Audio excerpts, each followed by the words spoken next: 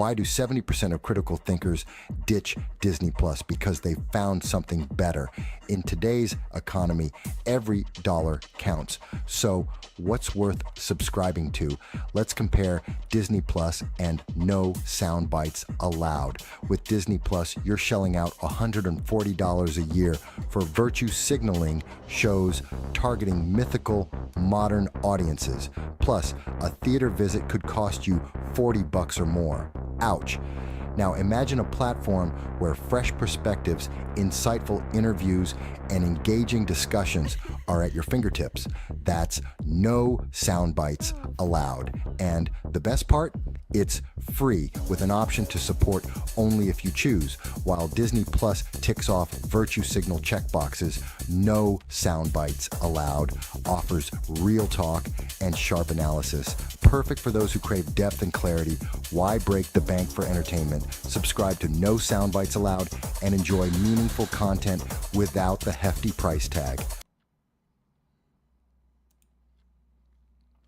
All right, and hello everybody. Thank you for joining us. This is No Soundbites Allowed, and I am your host, Michael Voss. I'm here with you today. It is August 8th at 2:30 p.m. Eastern Standard Time, and I appreciate and thank each and every one of you for being here with me.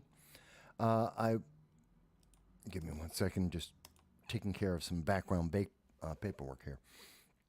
So I appreciate and thank each and every one of you for joining us in our live stream, where we're going to be talking about the issues that are affecting each and every one of us, not just in the United States, but around the world. We look forward to having your feedback and your conversation with us today.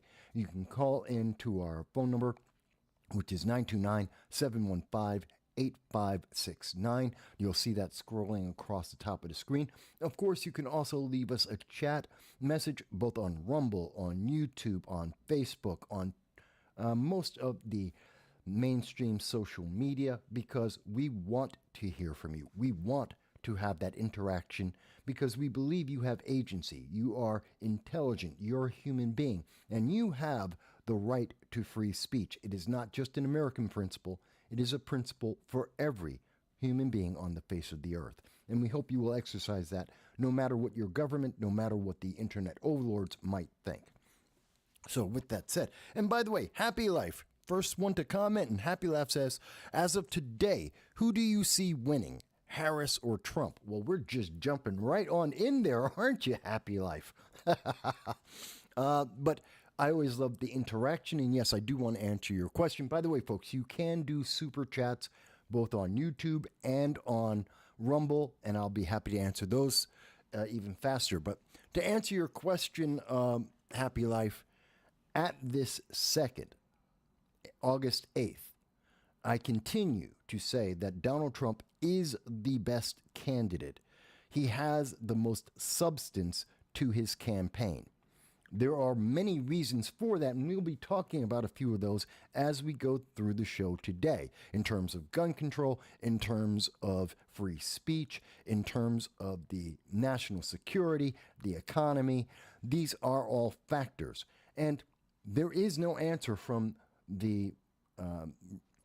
Kamala Harris and Tim Walz. What I have seen a lot of is people who are injecting their feelings, their political ideology onto the Kamala Harris and Tim Walz campaign, but that's not what the campaign has actually said. And therefore they have no substance, and we will confirm that and show you that going forward. But if you're asking in the first minute of the show, where do I stand on the 2024 election? I remain a supporter of Donald Trump. He is the most substantive candidate and therefore the best candidate in the 2024 election. But there is much more to say than just that. I do appreciate the question, and I have no problem answering any question from our chat as long as it's respectful. I'm happy to hear any of your voices and any of your opinions, whether you agree or disagree. That's perfectly fine. So, with that said, and thank you again, Happy Life, for being the first one to comment today, and I hope you're doing well. But let's get into a little bit of what's happening out there. It's been This has been a crazy summer. We have had a ton of information that has been presented to us, rapid fire throughout the month. Week after week, we feel like we've gotten a month of information in just a week or even a couple of days. And the news media is running rampant to cycle through the various news stories to push and fortify the 2024 election for Democrats as much as they can. And we've seen a lot of that editing as we have gone. Joe Biden was a genius. Then Joe Biden was out. Kamala suddenly became Ray Palpatine. She's the bestest ever. Just, the beginning of this summer, the news media was reporting that Democrats wanted to remove her. They wanted to kick her to the side because she was not effective. She's not efficient. She wasn't well liked. She's unpleasant. They were going to get rid of her. And they were looking at who they could replace her as VP. And when we found out that Joe Biden is a zombie part-time president, only working 6 hours a day between 10 a.m. and 4 p.m., 5 days a week, well, then suddenly he was out and she had to be promoted because DEI, because she's a woman of color, because her name was attached to the fundraising from Joe Biden, because they could call everyone an ist and a phobe when they look at her history and say she's just not the best qualified person. But in this crazy month where we've gotten news event after news event, shock and horror on so many levels, there's a lot of things that have been missed. One of the things that was missed earlier this week, and for those who are new to the channel, we like to start off with breaking news whenever possible. We then go into international news, and then we go on to what's in the domestic, what's happening in the United States. In all cases, we look at how this affects the world and how it affects us. Now, with that said, one of the things we saw this week that I think was very important, earlier this week, we found out that yet again, the Democratic Party is infiltrated with members of the Chinese Communist Party. That's not a suggestion. That's not a conspiracy theory. That's a fact. We have individuals, and we put out a short, brief video about this, a little short video, 1 minute, and we were highlighting Dianne Feinstein, Eric Swalwell, half a dozen members of California's local and state government. We have now, adding to that, Andrew Cuomo, the disgraced former governor of New York, and, of course, the current governor of New York, Kathy Hochul. All of them have spies attached to them. All of them have these spies that have been integral to their administration, their elected office, and they're not the only cases. We see the Confucius Institute in over 20 colleges across America, including Binghamton University and Harvard University. We have seen the influence of the Chinese Communist Party throughout all of the intelligentsia and democratic progressive politics in America. And the news media just moved on, did not want to address this. This is a serious concern for national security. It's a serious concern for policy. It's a serious concern on how we are going to be interacting with other countries. It raises the question. We know that Hunter Biden has bent over backwards to increase the amount of influence that Joe Biden had with China, or China with Joe Biden, however you want to look at it, with tens of millions of dollars being moved around, and we don't know what's going on.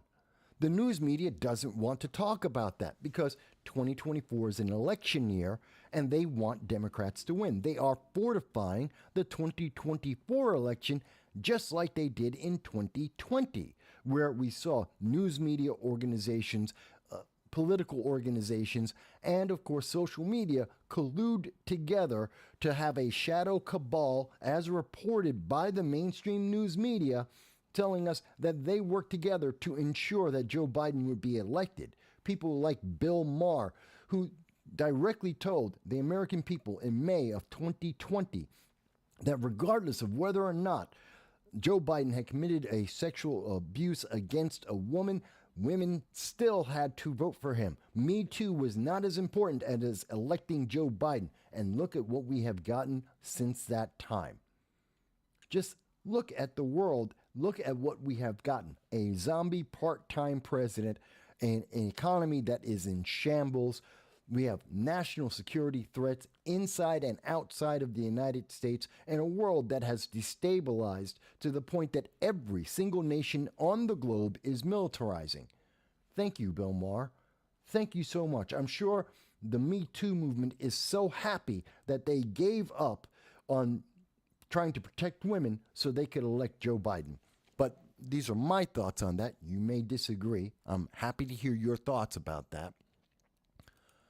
But I think it's important that one of the biggest stories that we have seen since 2018, 6 years, we have been getting evidence of members of the Chinese Communist Party, spies, have infiltrated into democratic politics so deeply. They have been there for decades, as we saw with Dianne Feinstein's driver, as we saw with Linda Sun, who worked both for Andrew Cuomo and Kathy Hochul.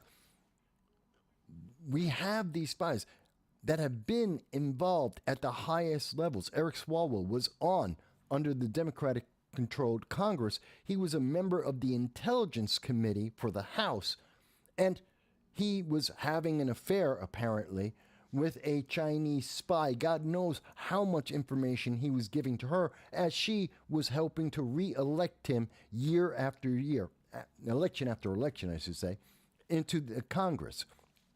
But the news media doesn't want to talk about that because you might not vote the way they want you to vote. But I think it is incredibly important that we document that there have been 6 years, and we've covered it on this channel as well, 6 years of the Communist Socialist Party, a party that believes in silencing anyone that does not agree with them. Does that sound like current day modern democratic politics? That they silence their opposition? They don't answer their opposition. They don't have a better argument. They personally attack and silence any opposition. You're an ist, you're a phobe, you're just not well informed, you're the bad person, comply and obey. That's what the Chinese government says. That's also what the Democrats are saying. And they don't want to respond to why are there so many Chinese spies in the Democratic Party? They're not in the Republican Party. I know the news media would love to be able to put out how all these spies have been influencing Republican politics and Donald Trump. They would love to say that. They can't because they're not there. But they are all over the Democratic Party, and we have the evidence. The proof is there. Links are in the description of the video you see on the screen right now. Even though it's a short video, we provide the evidence and our coverage of this since 2018. Why isn't that something we are talking about in the 2024 election in this cycle when we're talking about trying to fix our government, when we're trying to have a more efficient, more effective government to better address the needs of the American people and to put our allies at ease that America is not giving up on freedom, that we're not abandoning the Constitution and the amendments. They need that reassurance because it doesn't exist at this time. And we will go into the most recent comments from Kamala Harris saying that she wants to abandon the First Amendment. She wants to abandon your freedom of choice. She wants more government, more control, and more silence from you. Now, that's a big claim to make. I will show you the evidence. I will show you the links from the mainstream news media so that you can make your decision yourself. But I think it's something that we need to discuss. That's what this election is about. That's what it's supposed to be about, the direction of where America is going. But I want to highlight for you that we are being denied information. The news media is so busy trying to prop up Kamala Harris and Tim Walz to try and whitewash any of their background and their negatives so that you just vote the way they want, that we're missing critical information. And this is critical. Critical, I think. Now, you may say, Mike, it's not as important to you. Okay, maybe. Now, one of the things that is important, and it is somewhat breaking news, is about the teen shooting that America just saw. Oh, you're not thinking about the teen who attempted to shoot a San Francisco 49ers rookie, the football entertainer? That's not the mainstream news media article that you were thinking of? Because that's what I was thinking of. This is from September 4th, 4 days ago. And we're not talking about that. That's not across the news media. We're not talking about the shootings that just went on in Chicago and Detroit. We're not talking about the gang shootings. That's not important. That's not the mainstream news. And I should ask you, why isn't it?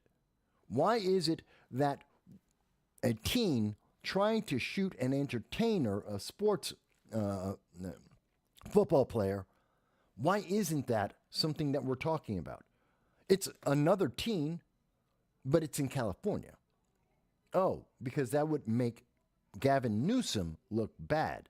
That would make you think that this is a bigger problem than just a single school. And it's not about the firearm that is being used. It's about culture. It's about, well, I'm not sure. According to 538, there's over 38 different reasons why we see mass shootings. Not one, not two, 38 different causes that may contribute to mass shootings and school shootings. And so the universal answer that we get from Democrats, which is just ban the guns, that solves the problem. Just get rid of the guns. Ignore the Second Amendment. Wipe it out, and you'll be safe. Except criminals don't follow the law. The mentally deranged don't follow the law. And the problem isn't isolated to schools. It's sadly not isolated to gangs, but there are multiple factors involved, and we need to address that as a nation realistically without the political divide clouding our opinion, and with the news media reporting fairly on the things that are affecting us all. But the story that everyone is talking about is what happened in Winder, I believe it's pronounced Winder, Georgia, where a 14-year-old boy, who was reportedly, his name is Colt Gray, and he went into his high school, was in class apparently, got up, got a firearm, and shot his fellow students, shot teachers. 2 students died, 2 teachers died. Now, this is an important story because one of the answers that we're seeing is, well, arrest the father. Arrest the parent. They're at fault. They gave him access to the firearm. They didn't properly be aware of what's going on with their child. They rely so much on the government, which has told us over and over again, government will raise your children. Your kids will go to school and the teachers will take care of raising those kids. They will give them, the government will give your children all of the things they need to grow. And we see that's a failure. That doesn't work. Parents must be involved and they must be aware of what's going on with their children. But that kind of interferes with things, with the endless affirmation cycle that we have been told by government, that you must affirm everything that your child does or you're a bad parent. You must affirm everything that the school is indoctrinating your child with or you're a bad parent. You must obey and be silent. There is no independence. I disagree with that. Now, do I think the father should have been arrested for the crime of his son? Yes. Yes, I do. Now, not everyone will agree with that. And I'm perfectly fine to hear the arguments out there. I do recognize it's intrinsic in America that the crimes of your father are not the crimes of the child or the mother. Doesn't matter. The saying is the crimes of the father. It could be your mother, father, doesn't matter. But the crimes of the parent are not the crime of the child. But it doesn't work both ways because the parent is in charge of the child. They are the ultimate authority on that child. not the government, not the school, not a political party, the parent. They ultimately are responsible for what that child does while they are children. And once that child becomes an adult, they're responsible for their own actions. It's no longer on the parent.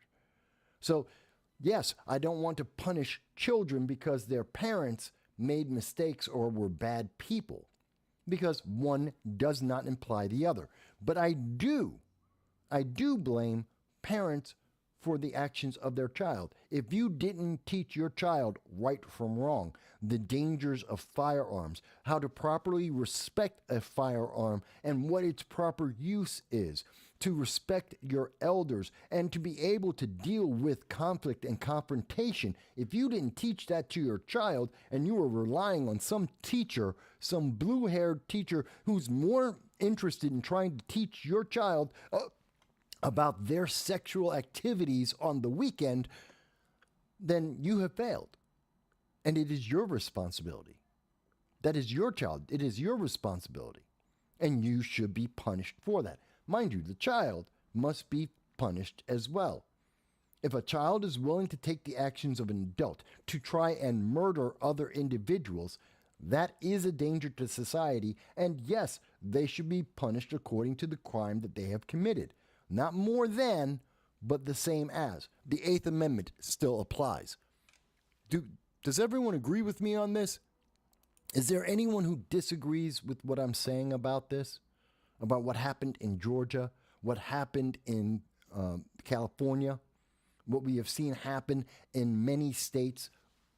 And it's not that it is endemic and rampant. I know you have heard from the news media, oh my God, there's 1.5 mass shootings every single day. No, there isn't. No, there isn't. There's hundreds of school shootings in America since the beginning of the year. No, there isn't. No, they aren't. They are manipulating the data. They're manipulating your emotions because they count. If there is a gang drug deal that went bad on a football field of a school on a Sunday night, that's a school shooting. Now you may say, wait a minute, but that's not a school shooting. That's two gangs fighting over drugs in the middle of the night. That has nothing to do with the school. That has nothing to do with anything about education. It just took place on school grounds for whatever reason. That's not a school shooting, except when you're trying to push a political agenda. Then it becomes a school shooting. And if you look at the data from every town, if you look at Mother Jones, if you look at the sources that the news media often loves to quote about how bad this situation is, how rampant school shootings are, you will find dozens of these. In fact, the majority of the shootings they allege to be mass shootings and school shootings will in fact turn out to be gang, drugs, and events that just happen to take place on school grounds, not what we would all classically consider to be a school or mass shooting. That's just a reality. And they do that because it gives them a bigger number to make you more scared, to make you more fearful, to make you more willing to give up your Second Amendment rights, because they promise they're going to make you safe. And you have heard this over and over again. I'm alive for 56 years. And throughout my entire lifetime, the only answer Democrats have suggested for any kind of mass shooting, school shooting, or even just a mugger with a gun has always been the same answer. Take away the guns. Just ban guns. 99.994% of gun owners in America, that's half of America, 1 in 2 Americans own a firearm. Each of those individuals that own a firearm owns 2.5 firearms apiece. If guns, the mere existence of firearms, were the danger, you'd already be dead. That's just a fact. We have 300 to 400 million firearms in America, more than there are people in America, easily. And everyone's not dead. The firearm is not the problem. At the end of the day, at the beginning of the day, throughout the entire day, firearms aren't the problem. It's the person that is wielding the weapon. And that weapon could be a car, as we saw in Waukesha with Darrell Brooks, where he attacked 60 people with a car, and ran them over as they were at a Thanksgiving Christmas Day parade. Yeah, that's just as deadly, if not deadlier, than most of the shooting events. But we don't talk about it in those terms. We look at that separately. It's a separate issue. That's not the same thing. No, it's not. It's the same problem. It comes from the same root issues. It's just that he used a different form of weapon. But you'll never hear the Democrats come out and say, oh, well, then no one should be able to drive a car. Let's get rid of all the cars. You don't hear them say that. It's the same problem, but they have a different solution. Oh, no, we have to look at it in an entirely different way. Well, you don't want to take away people's rights there, but people use their vehicle as a weapon. It results in people dying and being injured. Why is your response different when it comes to a firearm? Because you want people to be silenced. And the easiest way to silence people is to leave them defenseless. It's like in New York State. In New York State, it is illegal to have a bulletproof vest. They just created that law in 2019. 2019 going to 2020, they made it illegal to have a passive form of self-defense, to be able to protect myself, to have a bulletproof vest, if you have it, which cannot harm anyone else. That is a crime. And they will never answer the question, why? How is that a crime? How is that a danger to someone else if I am passively protecting myself? Oh, they don't want to answer that question. No, it's just you don't get the right to defend yourself. And that makes you dependent on government and these politicians and their policies. That ultimately is the continuous goal that we can observe. No matter how you think about it, this is what we are hearing from politicians. This is the legislation and the root consequence. No matter what you were promised, this is what is the consequence we consistently see. You have less freedom, less rights, and you become more dependent on government to protect you since you cannot protect yourself. And that's the conversation they don't want to have. In talking about what happened in California with the entertainer being threatened by a teen, what we're seeing in Georgia, what we're seeing across the country, they don't want to talk about Chicago. They don't want to talk about Detroit or LA or New York. Mind you, these are all cities that have been run by Democrat single-party rule for decades, if not a century. Some of these places have had a century of nothing but Democrat progressive regulations and rules, and they haven't found the answer. Chicago and Detroit have every single gun control law you could possibly name. Every idea that they have ever had, which is the same idea that they have had for the last half century, are in effect in Chicago, in Detroit, in Baltimore, and they have zero impact. They don't work. They have never worked, and they never will work because they don't address the root problem. They're there to punish the 99.994% of lawful gun owners, not to punish the criminals. They want you to be defenseless and obey. And the criminals, they'll get to them somewhere after they have control of you, then they'll deal with the crime because they don't care about the crime. The crime helps them to take your freedom.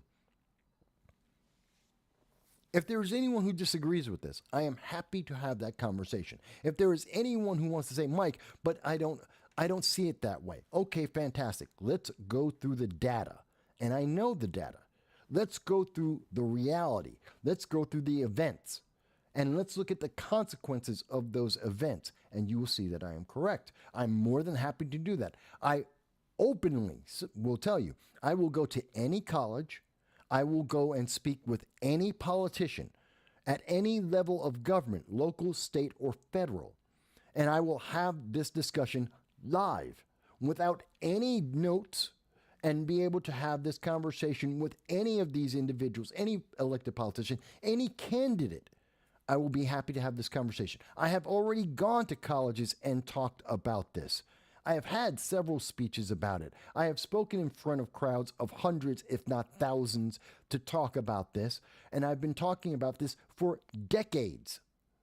So I have no problem. I will go anywhere to talk about this if they think I am wrong. Any politician in America, if you think I am wrong, let's have that conversation. Let's do our job and talk to the American people and talk about the reality and the consequences, not the promise, because the promise is always the same thing. If we do this, you will be safe. If you just give up this right, this freedom, you will be safe. And you never are. Never. It's just that simple, folks. I mean, let's look at this case. And by the way, I do see you there, Hot Chicks. Thank you for commenting. I always appreciate that. And again, I understand this is a touchy subject. This is a critical subject. People are emotional right now. I'm not. I'm taking the emotion out because when you add the emotion in, as the news media knows, then you will make bad decisions. You will jump at reactions. And the biggest one is you will look for safety. You will go to any safe harbor that is presented to you. So when someone says, I'll make you safe, you say, okay. And you don't ask, what's the cost? What is it going to cost me now and in the future? And that's what they want. That's why they promote this in the way they do. That's why they pick the news stories that they want to push on a national level to make you the most afraid as they can, so that when Democrats come forward, when progressives come forward and say, it's the Second Amendment, it's the firearm, just obey and we will make you safe, without ever saying, but it's never worked in the past. It's the same promise, it's the same plan, and it's never worked. And they have implemented more and more of ways of taking away your freedom, and it never worked. Let's look at this. What do we know after a 14-year-old boy was charged with killing 4 people in his Georgia high school? This story came out by Mark Thiessen yesterday. So this is pretty up to date. It is not the most up to date. There is still more news coming out, but this is up to date. And we know that Colt Gray was the individual. He has been charged on Friday for the shootings. He is being charged as an adult, even though he's 14, as he should. His father, who's 54, Colin Gray, also is being charged with multiple offenses because his son had access to the firearm. And as we have now come out to learn today, the mother received a text that troubled her. She reached out to the school, and when we heard about this originally, we know that someone had reached out to the school at about 5 a.m., 6 a.m., and said there could be a problem, be on high alert.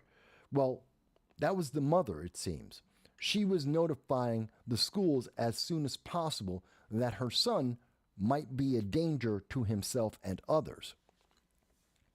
So we know that Colt Gray was in a classroom, algebra class apparently doesn't like math, stepped out, came back, and started shooting 10 or 15 shots.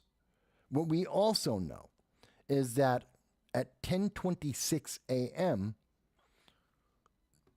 Colt Gray was confronted by an armed resource officer, a school resource officer, essentially a cop in a school, a guard. And when he was confronted, he then stopped. And this is something I have to emphasize. It's very important. These school shootings, mass shootings, the crimes with firearms, they always end under essentially 2 ways. Either the perpetrator runs out of bullets or otherwise decides to leave the scene, or they're confronted by someone who is armed and they stop that individual, whether that means shooting them dead, injuring them, or they surrender, whatever the circumstance may be. It is always one of those two outcomes. Someone who is armed stops the individual, or the individual escapes. They go off to either continue a rampage or rampage somewhere else, or they are in a car chase, but they leave that scene. Those are the only two ways it stops. It doesn't stop any other way. It is always the same thing. Tennessee trans shooter, as an example. Same thing. Uvalde, same thing. It's always one of those two circumstances. That's it. The Buffalo racist shooter, the black supremacist shooter in the New York City subway. It is always the same thing. But we hear from our politicians, you can't have police in schools. We can't have someone who is armed in schools. Why not? Why not? David Hogg's school was famously or infamously came out with their 1-year study, and they determined that the best way to protect all of their children, to all the students that are in that school and in their district, was to have at least one school resource officer who was well trained and armed, and depending on the size of the school, possibly having multiple school resource officers that are armed on the premises. Because by having that, you will reduce the number of individuals who could be harmed and would prevent many of these school shootings. That is a fact. It's not a question. It's not an opinion. It's not a guess. That's what they came up with after a year of looking through all the data and all the school shootings. And we have seen this data repeated over and over again. We have seen these studies repeated over and over again. The sooner someone who is armed confronts a mass shooter, a school shooter, the sooner that event stops and the more lives that will be saved. Every single time. That's it. It's that simple. And it's not talking them down. It's not some social worker trying to give them a hug. It's always someone who is armed. Every single time. Now, I know there are some people in the audience who are more left-leaning, and they'll say, well, that upsets me. Doesn't matter. Because this isn't about your feelings. And I know the left likes to word this in ways to elicit your feelings. But the answer is, your feelings are immaterial to the fact. You may not like firearms. That is meaningless. That has nothing to do with the situation and its solution. You can dislike firearms from here to forever. You can be a pacifist that would make Gandhi look like Mike Tyson. But the answer is, the only solution is, you need an armed individual to confront a mass shooter to stop that mass shooter. And the sooner that you do that, the more lives that are saved. That is the data. The most dangerous time in a school shooting normally is the first 3 minutes, with the most deaths occurring in the first minute. That's the actual data. That is the fact. And the reason why it's within 1 minute and 3 minutes is if you confront them within that first minute, you save lives. Within the first 3 minutes, you end the event and saved lives. If there is someone who is armed who confronts that shooter, that is the fact. I've done the research on this a lot, but let's look at this story. What we don't know why this kid did it. We still, to this moment, just before coming on to the show, I was looking around. We still don't know why he did it. And that is important. That's a critical part of the element. Why was he motivated? And I've said this before. what makes, let me pull this up. What makes someone decide that the only answer in their life is to kill innocent people? I don't understand it. There's no difference. It's the same mentality that terrorists often use and go through. That they believe that the only solution, the only answer in life is to take other lives. I reject that. I don't think that's accurate. That is a mental deficiency. Something is absolutely wrong with these people. How do they come to this conclusion? I cannot fathom it. It makes no sense, and I denounce it. There is always another option, but they seem to not recognize that. I don't know why. But we need to address this from that point of view, understanding that these individuals have resigned themselves that the only answer in their life is to kill innocent human beings. And we can't be nice about this. We can't play nice with this.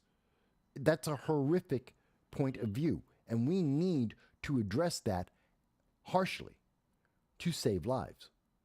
And taking away school resource officers, taking away armed individuals, whether they be teachers or the janitor or a cop or a security guard, I don't care. Whomever it is who chooses to have that responsibility should do it. And we should encourage people to take on that responsibility. That if they want to be able to protect others, they should be able to exercise their Second Amendment right to do so. Because not allowing them to do that is not helping. It is not protecting anyone. And I don't understand how they thought that having a sign that says this is a gun-free zone is suddenly going to stop anyone. If anything, that is a magnet, a target that says, oh yeah, if you're the only one with a gun, you are going to control this whole area. Everyone is a victim. That's what gun-free zones are. It is a marker that says everyone here is a victim. And that is bad news. That is dangerous. Okay, let me go on, because I want to address something about this. Because, again, we hear the same answer and the same result. Gavin Newsom, the governor of California, a potential 2028 candidate, and up until Joe Biden was tossed aside by Democrats, he was someone who was considered an option to replace Kamala Harris as vice president in 2024. Gavin Newsom, who is a well-known opponent of the Second Amendment, says he wants to ban assault weapons for civilians. Now, again, he's using a term that is emotionally loaded. Assault weapon. Ooh, scary. Sounds terrifying. Makes you think of Rambo. I'm sorry, that's not accurate. That's not accurate at all. We're talking about rifles. We're talking about semi-automatic firearms, which are commonplace throughout the entire world. Not just America, the rest of the world. It's a rifle. It's a handgun. That's it. That doesn't make it an assault weapon. It suddenly isn't a machine gun. There is no way you can compare an M60 machine gun and an M14 Ruger. Yeah, they sound, but they sound like they're the same. Look, they have the same nomenclature. M60, M14. That means nothing. That's like saying red car, blue car. That doesn't mean anything. That isn't what has to do with the function of that firearm. And they are not the same. No matter how many times the ATF will try to convince you that you can transform magically a rifle into a machine gun, it isn't possible. It doesn't happen. They want you to feel that way because then you won't question the illogic of that, the physical impossibility of that, and they gain power over you. They're able to punish you. They're able to disarm you. They're able to force you to comply because you're not thinking about what they actually said. Because You can't magically transform a handgun into a machine gun. It doesn't happen. It's not physically possible. It violates the laws of physics, of science. You cannot do that.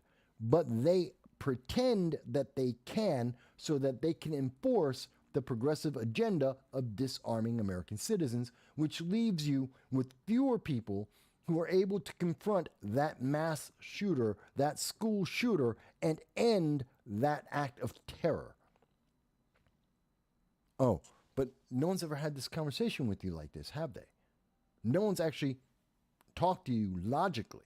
You always, when you turn on CNN and MSNBC, ABC, and New York Times, they're very emotional about this. They tell you how you should be terrified, that you have no power, that there's nothing that you can do. You have to vote Democrat because they promise they will protect you. They don't tell you how they're going to protect you. Everything they have done in the last 50 years has failed to protect you, but they will tell you that you have to be afraid. And anyone who says that you can protect yourself, well, they're just the bad guys. You need to give up your rights and just comply. Just give all the power to the Democrats. That's what they tell you. And they couch that in, this is for your own good. No, being able to defend myself is for my own good. Me being able to have a bulletproof vest, if I choose, is me protecting myself. I don't need the government to protect me. I can get my own bulletproof vest. Matter of fact, I have one. Come on down. Try and arrest me, police. I have a bulletproof vest. I'm in New York State. Come and arrest me. I dare you. I dare you. For owning passive self-defense, I dare you to arrest me. Please do. I will love that lawsuit. I will win. But, so the first thing that Gavin Newsom says at this very emotional time, 3 hours ago, is that we have to ban assault weapons. That's not the problem. That doesn't address people who are being attacked with knives and machetes. That doesn't affect the number of people who are being killed with baseball bats and clubs, which are more people die because of knives, more people die because of being killed with a baseball bat than are shot. That is a fact, confirmed by the FBI and all data. More people die because of blunt weapons and knives than individually. Both of those things are more. At least 2 times more people die because of blunt weapons. At least 4 times as many people die because of being stabbed than the number of people who get shot. Every year for the last 25 years that I have been following the data, that is a fact provided by the FBI itself. It's a fact. So he's wrong about the assault weapons. He doesn't know what he's talking about. Well, actually, he does. He's trying to make you scared. He's trying to make you think it's Rambo, that it's some kind of action movie from the 1990s. That's not real. He goes on to say, we need to mandate universal background checks. We already have them. That's something that Democrats have put in place quite some time ago. What he's talking about isn't a universal background check. It is a list of all gun owners in America. That's what he wants. He wants the federal government to know every person who owns a firearm, what firearm they own, and how many. That's what he wants, which is a way to round up, if you have a government that is corrupt enough, as we have seen in China, in Venezuela, in Cuba, in North Korea. What we have seen is the government will find out who has the firearms so that they can then go in the future and take those firearms from those individuals, that they could persecute those individuals because those are the people who are a threat to a government that is authoritarian, that is more socialist and communist. And we have seen this play out in history over and over again. So again, Gavin Newsom is wrong. We already have background checks. That's not the problem. Raise the minimum age to purchase a gun to 21. The kid was 14. Excuse me, where am I? The kid was 14. He wasn't legally able to purchase a firearm. He didn't purchase a firearm. And it was illegal for him to have that firearm already. So when we have Gavin Newsom saying, "Oh well, we have to have you have to be 21 to own a firearm," that doesn't stop a criminal, nor does it stop someone who is criminally insane. That's not prevention. It does nothing. That stops law-abiding citizens, but 99.994%, that is an actual number. If you actually do the math, 99.994% of law-abiding gun owners aren't the problem anyway. Whether they're 18 or 21 or 35, it means nothing. They don't break the law anyway. So this isn't a problem. The criminals don't care about how old they are. They're not registering the firearm. And legal law-abiding citizens, they don't break the law, so it doesn't apply to them either. This is a useless statement by Gavin Newsom, and he knows it. He knows this is useless. It doesn't stop the deranged, it doesn't stop the criminal, and it doesn't really apply to law-abiding citizens anyway. So it's ineffective, and he knows it. But it sounds good. Emotionally, it makes you feel like you're going to be safe. It makes you have the feeling of safety without giving you the reality of safety. Then he goes on to say, create a mandatory waiting period to purchase a gun. Many states have that already. In fact, several of them want you to have a mandatory waiting period to get ammo. But here's the thing. Criminals don't follow the law. They don't care. So you're affecting law-abiding citizens. You're not affecting the criminally insane. You're not affecting criminals. They're not affected by this. This has nothing to do with them. It isn't a deterrent to them. The very people you're trying to affect are not affected. So he has a list of things that feel like you would be safe, that will let you sleep at night knowing Gavin Newsom just saved my life. No, he didn't. He endangered your life. He's made it more difficult for you. He has not protected you at all. Criminals are not quaking in their boots because there's a universal background check or there's a waiting period for the gun. They bought their gun illegally. They stole their gun. They don't care. Does this make sense, folks? Because we're focused on the wrong thing. If we're dealing with school shootings, we're dealing with mass shootings. I have been talking about this for decades now. And we always have the same conversation after an event that has been publicized, almost always during an election year, to try and make people think that they're going to be safe if they elect politician XYZ. Every time I have heard this from Republicans, rarely, but I've heard it from Republicans, I've heard it from Democrats all the time, progressives nonstop, and it's never a reality. It never works. It's not like we don't have 22,000 gun laws in America.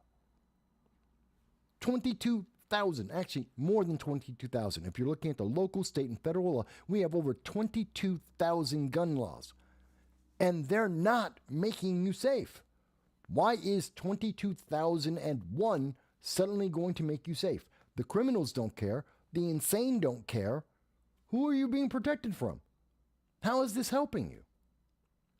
How is this going to stop a deranged 14-year-old from getting access to a firearm or a car or a bat or an axe or a knife and going around and killing people? How does that make you safe? It is a simple question. It is a vital question. Because I believe in an effective and efficient government. I'd be happy to elect someone who can give me an effective solution to mass shootings and school shootings. There isn't one. Not one. I don't care. Left, right, doesn't matter. Independent, third party. None of them have an effective answer.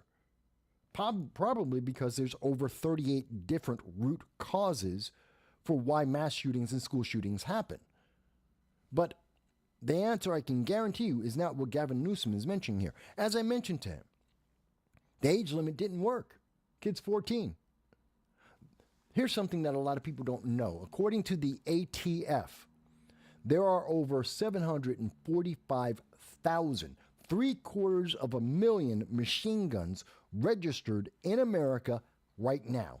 In New York State, there are over 15,000 machine guns. In New Jersey, there are over 36,000 machine guns. Virtually every single state has over 5,000 machine guns in it. Virtually every single state, well over 5,000 machine guns. That's an assault weapon. That is a weapon used by militaries to conduct war. That is a fact. No question about that. No one will deny that. Not one machine gun has been used. Not one. There have been 4 cases, 4, since 1932, where a machine gun has been used. And an assault weapon of war has been used to commit a crime in America 4 times since 1932. The last time was in 1986. The assault weapon's not the problem. That's not the problem. So he's wrong in every aspect, but no one's willing to call him out on these things. And I know that the number one thing in America right now, people are terrified about: how am I going to protect my kids in school? How am I going to protect myself? These mass shootings, these school shootings, the newspaper makes it seem like, the news media make it seem like it's every day, everywhere around me. It's not. That's the feeling. Again, these are feelings that they are projecting onto you. That's not the reality. And their answer isn't a reality either. They just are hoping you don't stop to think about it, that you don't stop being emotional about it so that they can get what they want. This is a power play. This is a manipulation. Because we're not solving the root problem here. That kind of brings me to Kamala Harris. You see, Kamala Harris has said in the past that she wants to defund the police. She said that in June of 2020. I know, she wants to make you forget. The news media has done a lot of work to make you not remember the reality. That up until she joined Joe Biden's team, she wanted to defund the police. She wanted to remove police from our schools. The school resource officers, she has said repeatedly in 2020 and in 2019, when she was running for the presidency, that she wanted to get rid of school resource officers. So if it were up to Kamala Harris, if she were in charge and she were able to put through the legislation that she wanted, Kamala Harris would have taken away the very same resource officer in Georgia that stopped Colt Gray. Colt Gray would have faced zero opposition. More students, more teachers potentially could have been killed because Kamala Harris said, well, we have to defund the police. That includes school resource officers. There's less people to protect our kids. That's what her plan results in. No one wants to tell you that. No Democrat, no news media, no social media wants you to know this. I am so sure that I am being banned right now. I'm being suppressed like crazy. The algorithm hates me right now because I am telling you the truth. I am telling you the unvarnished truth. You may not like it. You may not feel good about it, but it is the reality. The reason you don't feel good about it is because it's the truth. It's not meant to make you feel good or bad. It's to tell you the reality. And the reality, the consequences are as I'm discussing with you. Because if I was wrong, there would be plenty of politicians trying to tell you, no, that's not true. That's not correct. There would be people pulling up all kinds of news articles going, Mike, you're wrong. Your sources are incorrect. You're going to the ATF. You're going to the federal government getting this data, the FBI. No, that information's wrong. You never hear that. In 2 decades of me covering this data, You've never once seen a politician or anyone come up and say, oh, but that data is not correct. Because it is correct. Because this is the truth. It's not how I feel about it. It's not how you feel about it. It's the truth. There's only one truth. It's not subjective. It is empirical. And the empirical reality is that if Kamala Harris had had her way, and if she were able to have gained the presidency, she would have defunded the police. She told us she would. 2019, 2020. She said that. She went out on multiple interviews and let us know. She helped fund the very same, I would consider, terrorist organizations, the autonomous zones throughout America, the insurrectionists. She supported them. She helped to get them bailed out of jail, to help get their charges reduced. She added her influence to protect them. And at the same time that she was trying to add her influence to defund the police on a national level, including school resource officers that are integral to protecting your kids. And if we followed that theory, we would have more children, more teachers, more individuals hurt and possibly killed. That's the reality. That is the real consequence of those policies. That's not how it's worded by MSNBC. The data doesn't change. It's the way they want to present it to you. It's the cheerful face and go vote Democrat. That's the difference. They have a political agenda here. And again, I will say, if there's anyone who has a better plan or a different understanding of the data than I do, fantastic. I've spent 18, 20 years now looking at the data. Maybe someone's been watching the data for 25 years. Maybe you have a team of people who've been looking over the data for the last 50 years. Tell me where I'm wrong. I've asked this question for 18 years. There isn't anyone coming up with a different answer. They just don't want to talk about it. And if they do talk about it, oh, you have to obey or you're the bad guy. The Second Amendment is bad. You have to elect Democrats. They will protect you somehow. Even though they've never been able to do so before, they'll suddenly be able to do it in the future. Makes no sense, folks. It makes no sense. But I want to deal with the reality of what's going on here. I want you to understand the truth because I'm tired of seeing things. Now, this is a comic about it, but I think it's very accurate, this political comic, this illustration, where you have CNN. They're so busy trying to fortify the 2024 election. They're so busy trying to prop up Kamala Harris that they don't want to ask questions. They don't care what the answers are. The only answer is vote Democrat. Maintain the Democrat power base. Become more progressive. Always move left. You can never be progressive enough. You can never be far left enough. It is an eternal, never-ending, constant push to the left, taking away more and more of your individuality, your agency, your rights, your freedoms, your choices. That is the consequence. And they're more than willing to not ask questions, to not do their due diligence and say, that doesn't make sense. That's not an answer. It's not funny anymore. Look, I know we're talking about a very serious subject. Absolutely.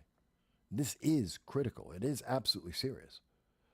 We're talking about young children possibly dying, young teachers dying. That's terrifying.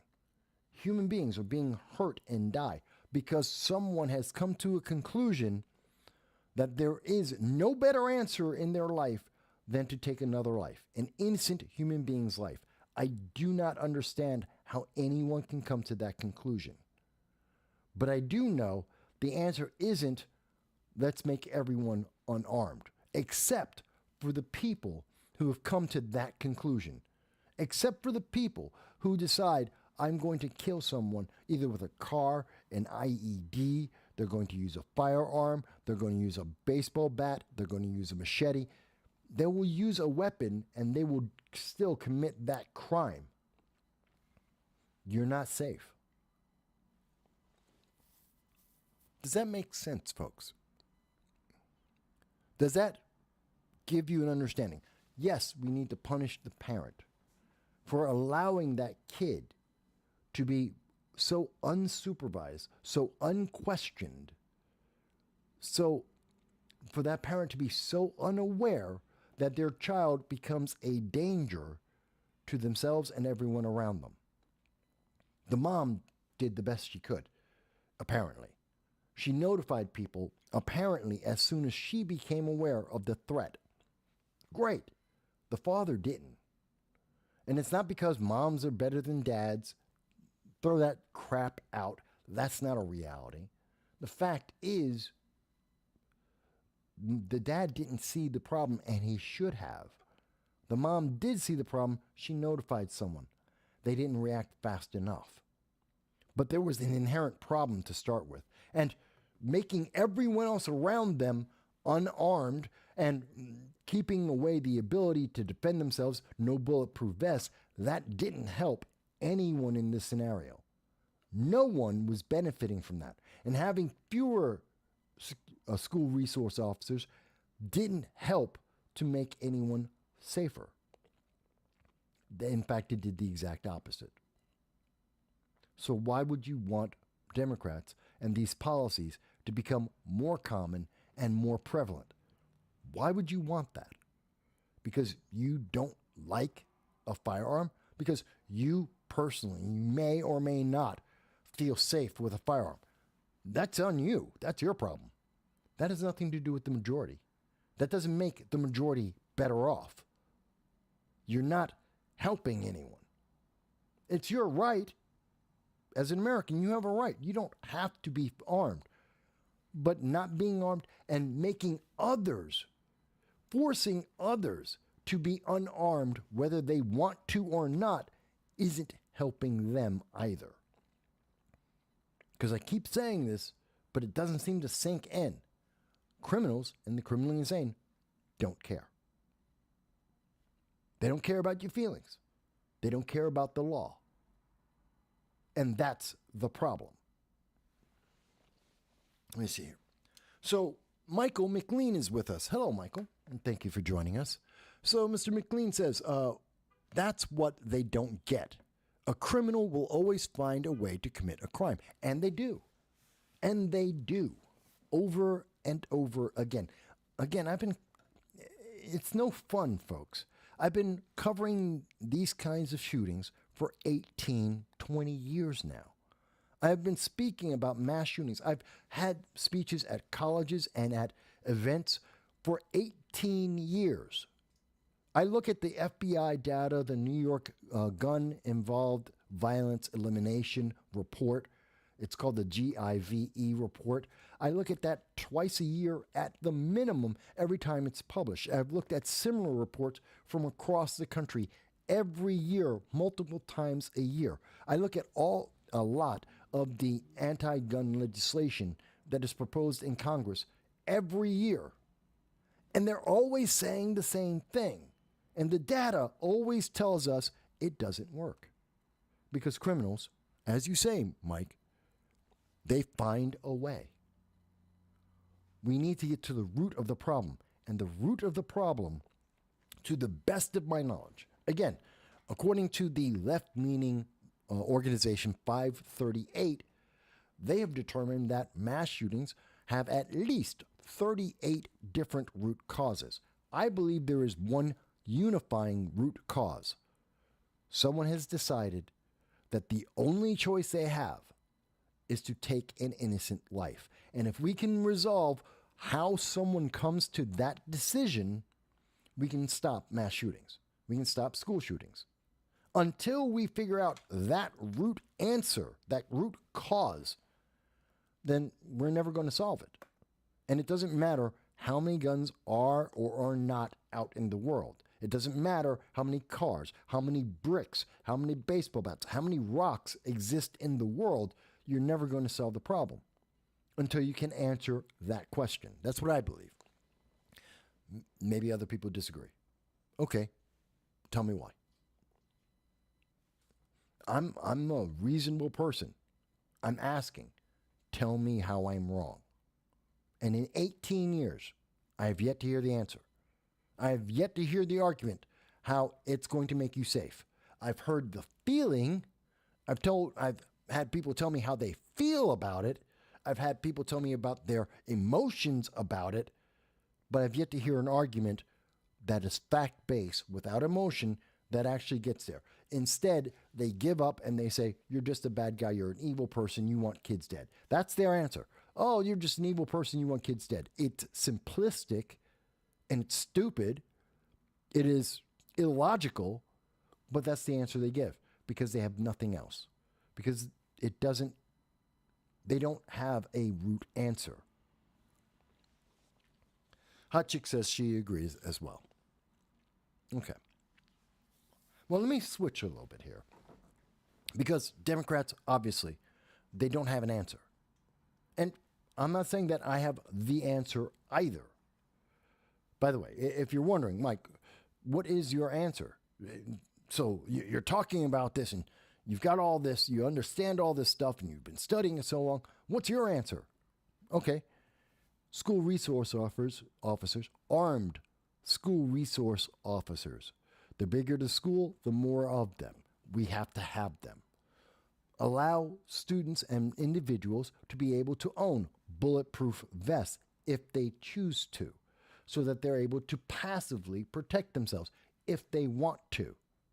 Have more training about firearms. Go back to the 1950s. Let's teach our kids about firearms. More importantly, I want to have as a regulation an opt-in class that is available to in every school. If we have to have a Department of Education, then this is the one thing I would want them to do, to fund that in every single high school. For women to graduate, they need to take and pass a proficiency class in firearms. Now, that doesn't mean that every woman has to be armed. We're not going to give every girl a .45 caliber gun and tell her, okay, you're ready to go into life. No, but they must.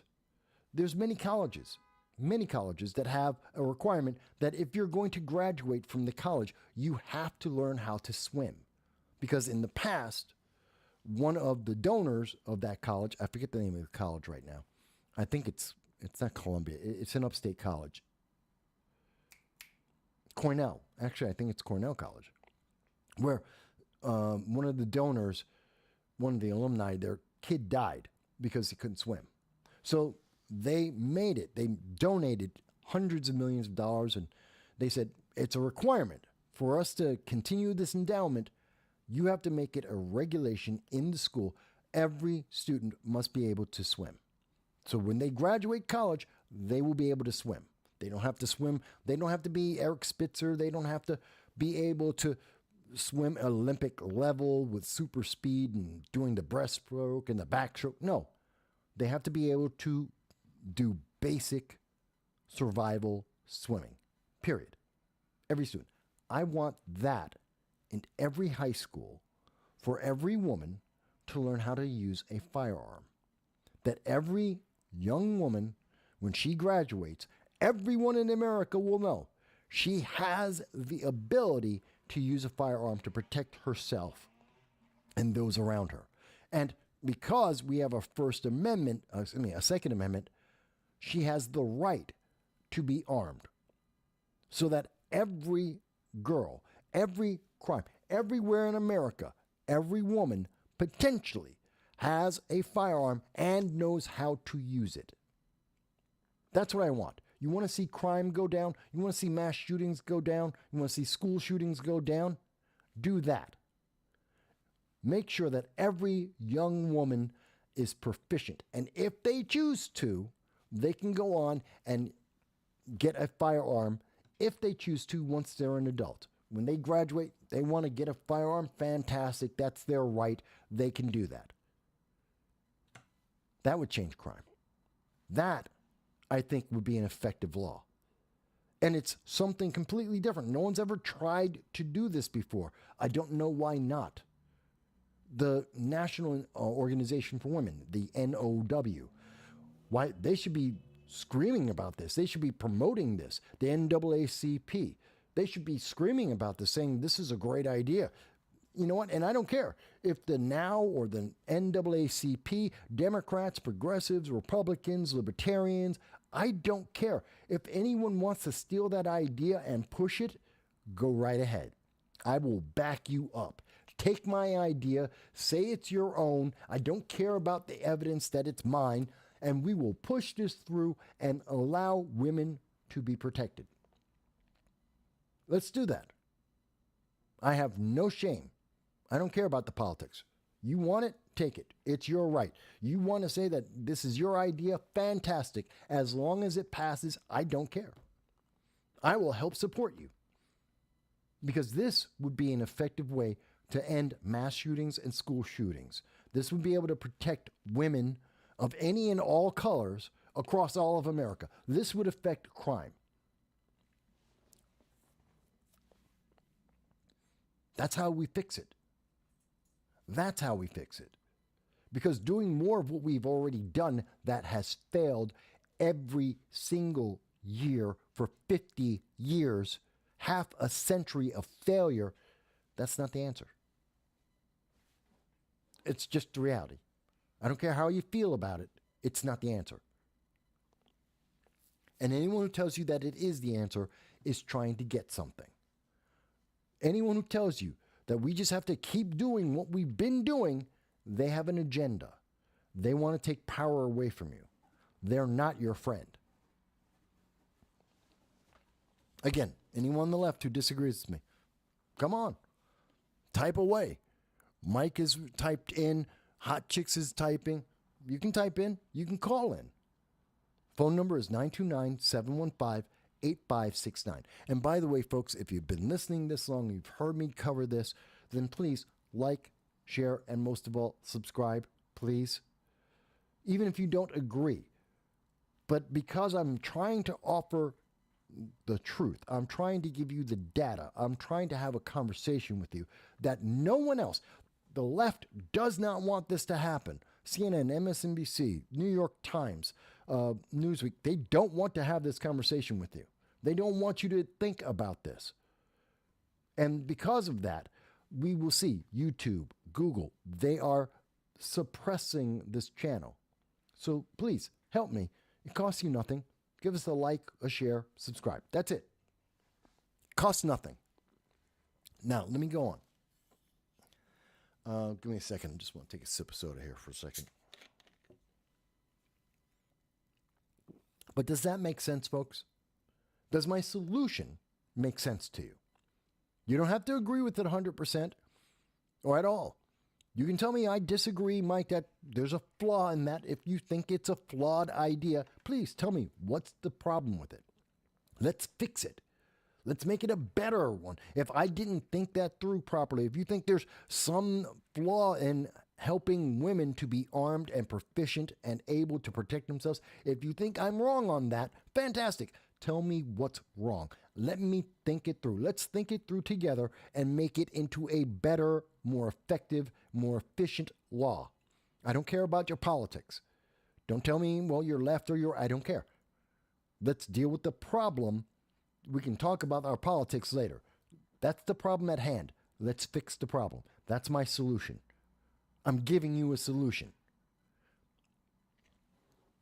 It's more than what Kamala's doing. Let me go on. Because there is international news. So that's what's happening right now. Gun control is back in the election, and we knew it was coming. And there will be, don't think this is the last time you'll hear about gun control before the election. Next month in October, you will hear a lot about that. You know what you're not hearing about?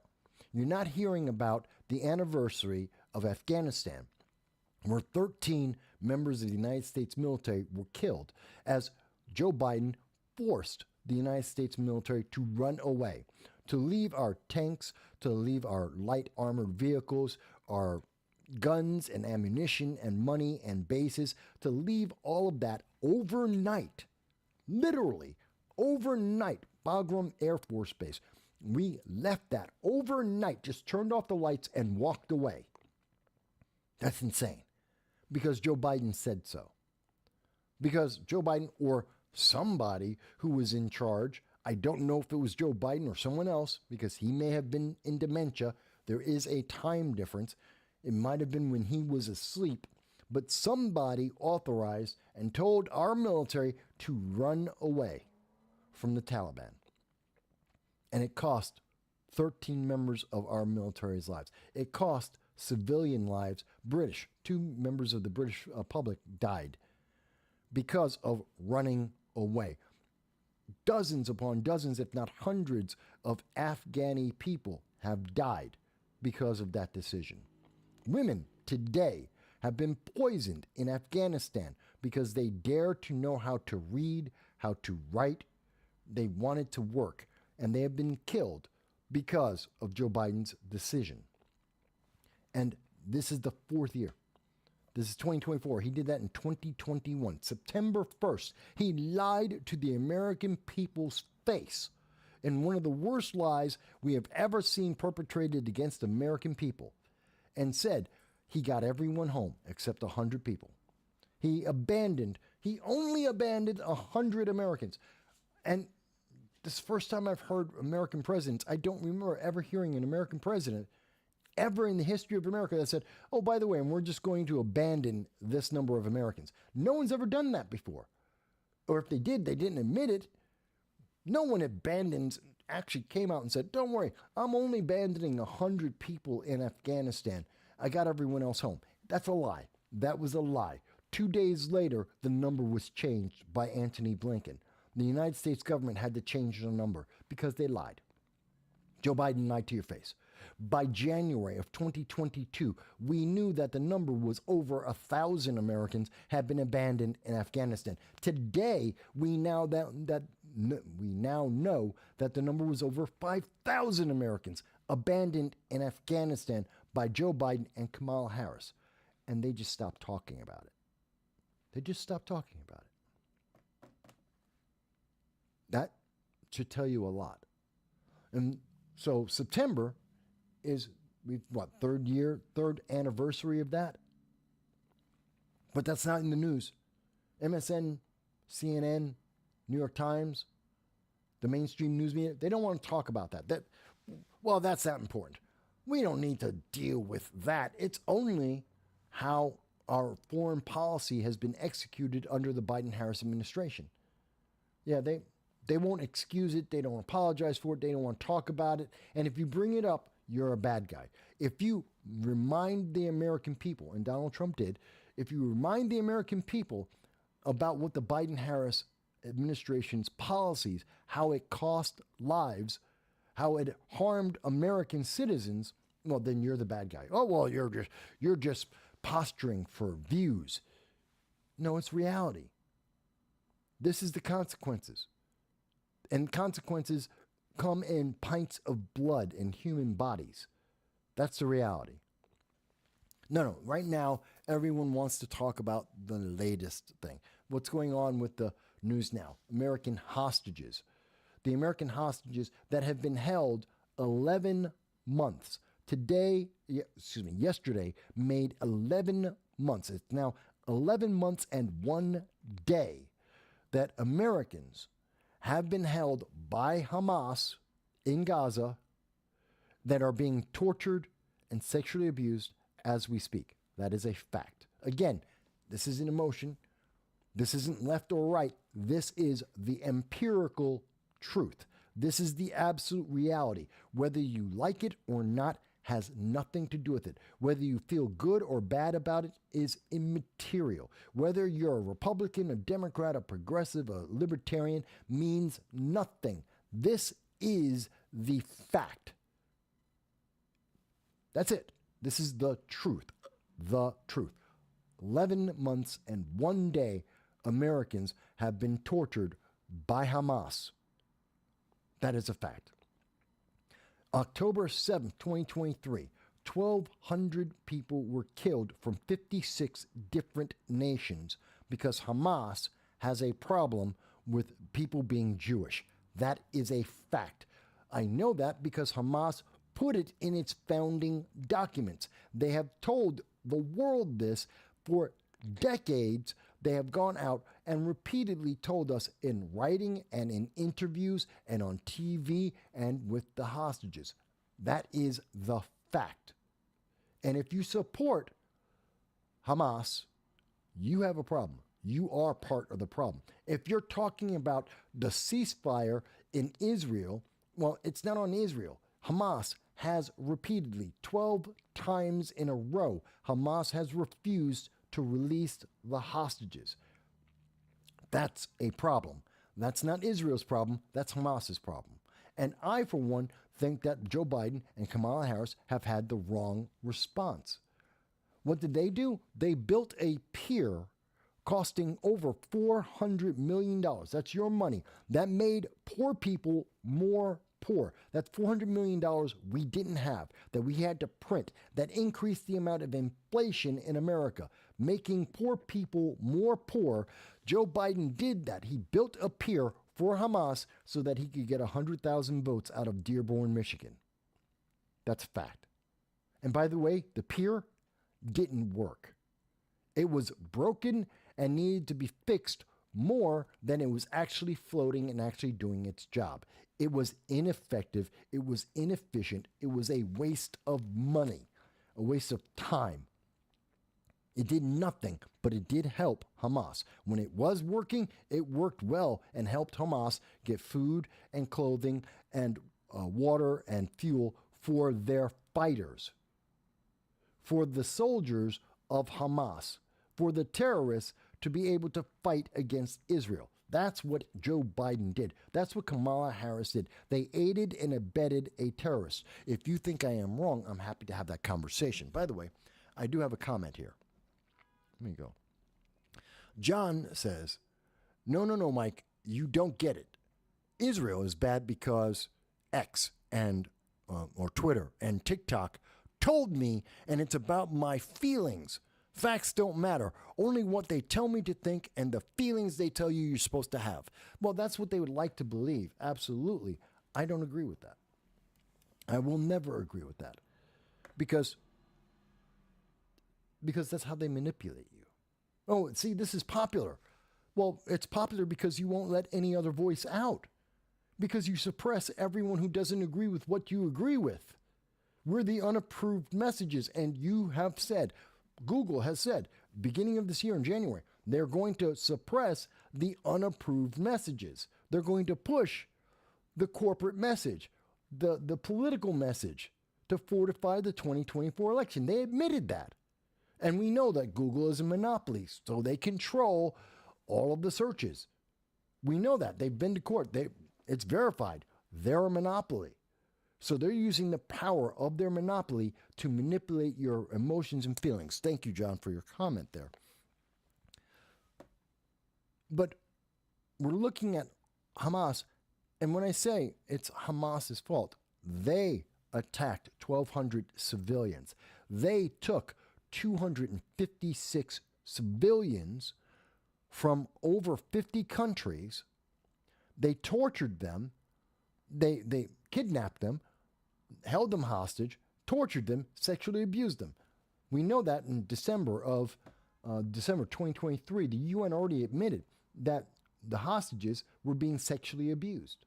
Where is the far left? Where is the National Organization of Women? All these women's rights groups, where are they screaming about Hamas raping women? Oh, they don't talk about that, do they? But they will say, hey, they support Palestine, which is Hamas. What is the government of the people of Palestine? Hamas. What is the government of Gaza? It's Hamas. It is a terrorist organization, an internationally recognized terrorist organization that has written documents and published public statements saying that they want to genocide a group of people based on their religious belief. That is terrorism, and they support that. Here's something you may not be hearing a lot about, and I know it's in the New York Times, but is it being pushed into the mainstream media? Is this a conversation that we are having along with the 2024 election? Hamas releases the video of a hostage they killed. Not Israel. There were only 108 hostages left. All of the Americans were still being held hostage. Other people were released. Thailand got all of their people back. Again, I say, and I've said many times, we need Thailand to handle the negotiations. They got all their people home in November of 2023. The Americans are still there. 19 Americans have not been released. Hamas refuses to release them. 9 British citizens still held, never released. We need the Thai government to be negotiating because they're good, they're effective, they get things done. But Blinken failed. The Brits failed. They have our people. And we believe, it is believed, according to international news media, all but 60, all of the well over 40, possibly 60 of the hostages have been killed. Hamas has been killing them intermittently. We know last week, as it was reported, Israel was trying to save 6 hostages. 6. They found out about where 6 of them were. They went in to try and save their lives. And Hamas, the government of Gaza, the elected government of the Palestinian people, the people that Harvard is protesting for, that Columbia is having autonomous zones for, that Binghamton University and Cornell, that they are supporting, Hamas shot those 6 people dead, shot them in the head so that they couldn't be rescued. That's petty. That's evil, and it's petty. And you don't have to believe me, because even the New York Times, the far left, will tell you that this is what Hamas is doing. And now Hamas is releasing videos of these people, like Hirsch Goldberg, Poland, who they killed last week.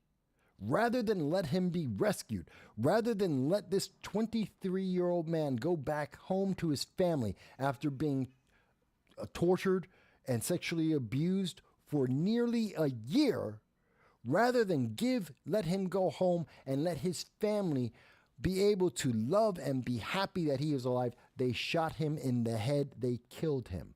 This is who the left supports. They're terrorists.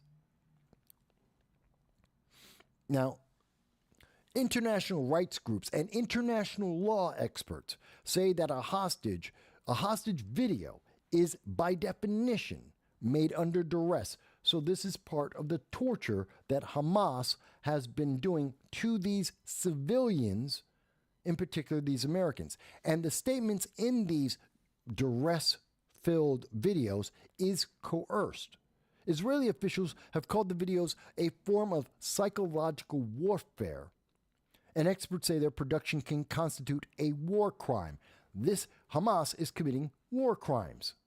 Hamas, the same one that Harvard and Columbia, Cornell University, Binghamton University, the same one that the Democratic Socialists of America are supporting, Dearborn, Michigan, are supporting, that Kamala Harris and Joe Biden have been helping to fund and feed with $400 million of your money. War crimes against American citizens. The article goes on, and I believe it's in this section here.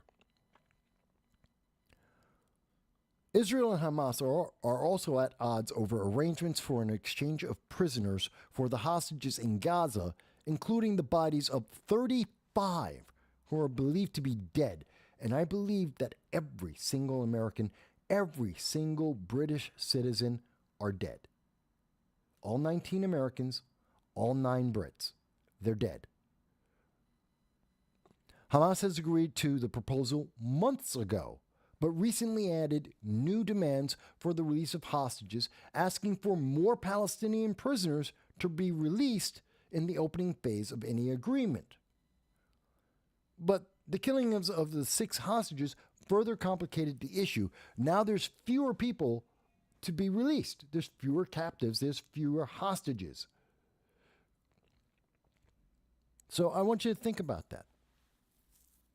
Hamas is willing to kill the hostages. Hamas refuses to release the hostages. Hamas is torturing and sexually abusing the hostages. Hamas started this war. And for some reason, the far left says Hamas are the good guys. This is what the good guys, according to Harvard, according to Cornell University, these are the good guys. They shoot the hostages. They commit war crimes. They commit psychological crimes and torture. And they refuse to release the hostages, which would guarantee them a ceasefire tomorrow. All of those protesters in Dearborn, Michigan, they're saying ceasefire, ceasefire. All of the protesters at the Democratic National Convention that the news media did not want to show you, just outside the door on the other side of Kamala Harris. Yeah, all of those protesters, over 4,000 individuals that are all screaming about ceasefire, ceasefire. They're screaming at Israel. Talk to Hamas. Where's the pressure on Hamas? Where is Joe Biden, Kamala Harris saying, Hamas, we have been offering you everything for almost a year. Give us our people back.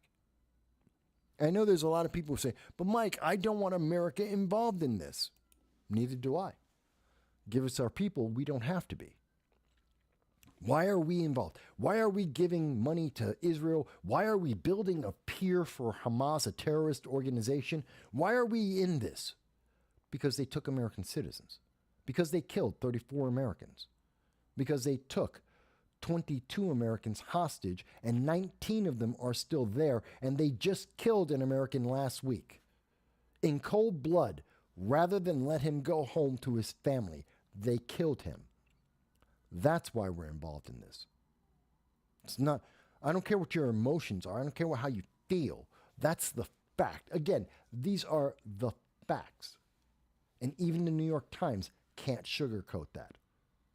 So why are we allowing Kamala Harris to avoid this? Oh, she's working hard on this. Really?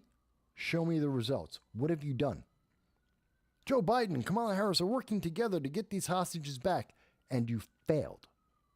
By definition, by the fact that these Americans are still there, that American got killed last week, Kamala Harris and Joe Biden have failed. Unequivocally, empirically, absolutely failed. So why should we continue to allow them to be in charge? Why should we go down the same path? They have failed. It's costing American lives real time right now. Why are we bothering with them? Does anyone, I know there's people who support Kamala Harris and Joe Biden and the Democrats that watch this program. I know that there are politicians, elected officials in the Democratic Party that watch this program. I know because they talk to me off the record after the show. I know their staff watch this program. They know me by name. They know me by sight. I know that. I've been out at the events. I've seen them. They walk up to me and go, "Hey, Mike, how you doing? Saw your last video. Don't agree with it, but I was watching." I know they are there. So tell me how I am wrong. Tell me how you have a better plan, how this is working out, how this is a good thing for America. Because they can't. They can't. Because that would be a lie. It's very upsetting. It's very upsetting, folks, that they are failing so bad. And you know, it's insulting because then we get Chuck Schumer.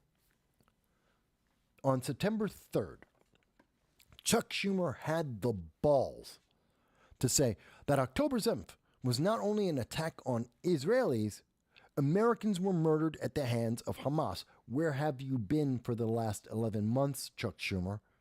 He goes on to say, and Americans are still being held hostage. Where have you been for the last 11 months, Chuck Schumer? The Justice Department is absolutely right to seek justice by charging Hamas leaders and other members of the military with massacre. Where have you been, Biden-Harris DOJ? It's been almost a year. I have been talking about this every single week pretty much since it happened. That's almost 52 weeks in a row. Where have you been? This isn't new.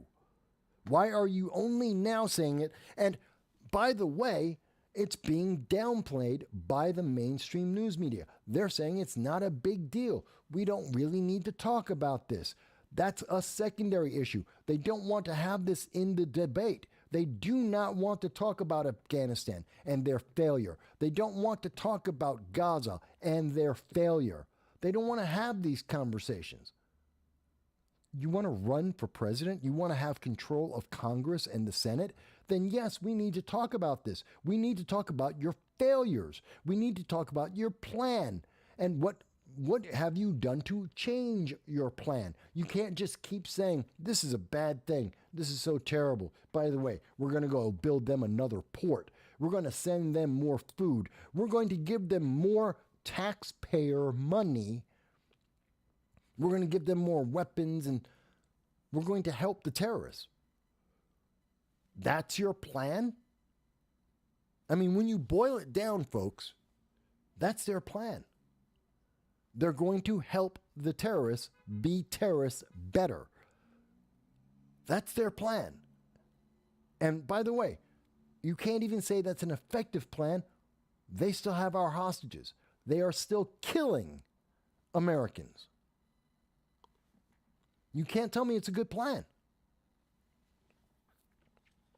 But no one else wants to talk about this. No one else is being allowed to talk about this because the mainstream news media is covering it up. And that's part of the reason. But see, they can try and cover it up as much as they want. But as the Financial Times is reporting, Kamala Harris is falling. Her momentum is slipping because the longer they go, people have to ask the questions, what's your plan? People have to ask, why did you do this? Why did you let this happen? Why did you allow Joe Biden to run away from Afghanistan? Why did you allow 5,000 Americans to be abandoned in Afghanistan? 10,000 Americans to be abandoned in the Ukraine? Yes, I still remember the NBC Lester Holt interviewing Joe Biden in February of 2022. I remember that. Never forgot. What about the 40,000 Americans in Haiti?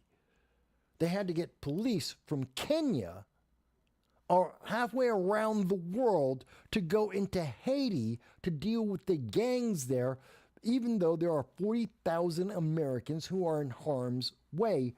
That's 300 miles from America. That is a 3-hour flight. 3-hour flight in a commercial jet to get to Haiti, 300 miles away from America, and they had to get Kenyan police to protect American citizens from gangs? It's not even terrorists. It's just gangs. Kamala Harris, Joe Biden, what are you guys doing? What are you doing? Oh, well, we can't ask you that question. We can't talk about that because, that's racist. It's racist to talk about it. How dare you ask them that question? That's just racism. How dare you expect your executive officers to be effective and efficient? That's just racist. This is the argument we get from progressives on a regular basis. That's just racist. How dare you demand them to explain themselves and their failure? And this, even though people like me are being suppressed and told we shouldn't talk about this, talk about anything else. Don't talk about this. Orange man bad. Say orange man bad. Say orange man bad as often as you can. Fortify the 2024 election for Democrats. That's what they have been telling us. That's what Google told us. That's what YouTube is telling us. That's what social media, the giants, have been saying to us. That's what the mainstream media has been saying. But the public is looking at it and going, why am I voting for Kamala? Why am I voting for this failure? Objectively, empirically, without anything to do with race, without anything to do with gender, she is a failure. Why are we voting for her? Why should we give her money? Why should we support her? Why would we want her to continue to be in charge? But, that's I'm not supposed to ask that. Instead, you're supposed to go to this page. This is the Kamala Harris website, her official campaign website with her and Tim Walz. And as you can see, the debate is in 2 days. And they're like, oh, it's 2 days. You can give us money. Give them money before the debate. Why do you need money before the debate? If you're so good and you do great at the debate, wouldn't the money come to you anyway? Why are you asking people ahead of the debate to give you money? Why is it important?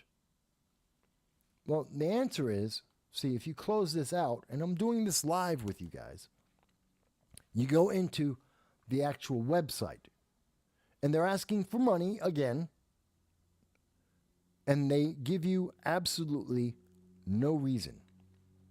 I believe this is day 47 in a row that this website has existed, that Kamala Harris has been running instead of Joe Biden, unelected. No one voted for her. She was anointed by the Democratic elites to run in the 2024 election. And here she is on her campaign website. She has raised $500 million. Let me say it again. $500 million. And her website, which is up, as you can see, has 0 policy positions. She can't give you even one reason, not even one reason in writing of why you should vote for her. She has no policies. She stands for nothing. Literally, this is supposed to be the page that gives you a reason, a purpose, tells you what her goal is. Is she going to get back the hostages? Is she going to get the Americans who are abandoned in the Sudan? 16,000 Americans abandoned last year by the Biden-Harris administration in the Sudan. You don't have to believe me. Look at any international news media organization from the last week of April, first week of May of 2023. 16,000 Americans abandoned. Are you going to get any of them home? The answer is no. Or at least we don't know. I know you can go to the store, you can buy a bunch of Kamala Harris swag. That I know you can do. I know she stands for that. She's perfectly fine getting donations. I know she stands for that. And I've seen a lot of people who have said, well, no, Mike, you just don't understand. I think I have it here. Where is it? Hang on. There it is, yeah. Well, there's this one. So this guy, Mike Jolette, don't know who it is, says, the Fraternal Order of Police backing the white felon over the black prosecutor tells you everything you need to know about the cops, doesn't it? No, it doesn't.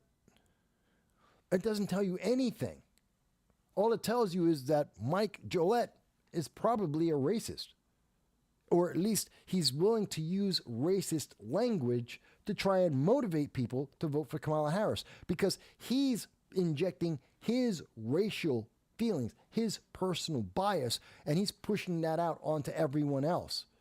Because no one says, if you want to call Trump a felon, fantastic. The fact that he's white has nothing to do with it. If you want to say that Kamala Harris is a prosecutor, as many people would do, as she said herself, her being black has nothing to do with it. That has nothing to do with their policies or the decisions that they've made or whether they're effective or efficient. But that's the argument we have instead of, by the way, what's the prosecutor going to do? Mike Gillette. Here's her page. You said that she's a prosecutor. Great. What law is she willing to enforce? What policies is she going to make better? Because she has none. She's not willing to tell you a single thing. She wants your money. She wants your vote. She won't say anything. How about this? So there's that one. Then there was, I found this one also to be utter insanity. The Lincoln Project is like Kamala Harris is the only candidate we can count on in this race to protect what is most important, our national security. National security. So her ability to fail with Hamas in Gaza, that doesn't count against her. She's in charge. She's vice president right now. According to her statements and those of Joe Biden, she's intimately aware and involved in the negotiations for the Americans being held and tortured by Hamas as we speak. So that's her failure. And that's supposed to help our national security. She was put in charge of the southern border on March of 2021. In fact, it was March 24th of 2021, as reported by all international credible news agencies. And she failed. She failed at the border. That is unequivocal. We know that there was a 3,400% increase in the number of known and suspected terrorists that entered America. Let me say that again. A 3,400% increase in the number of known and suspected terrorists that were caught entering America through the southern border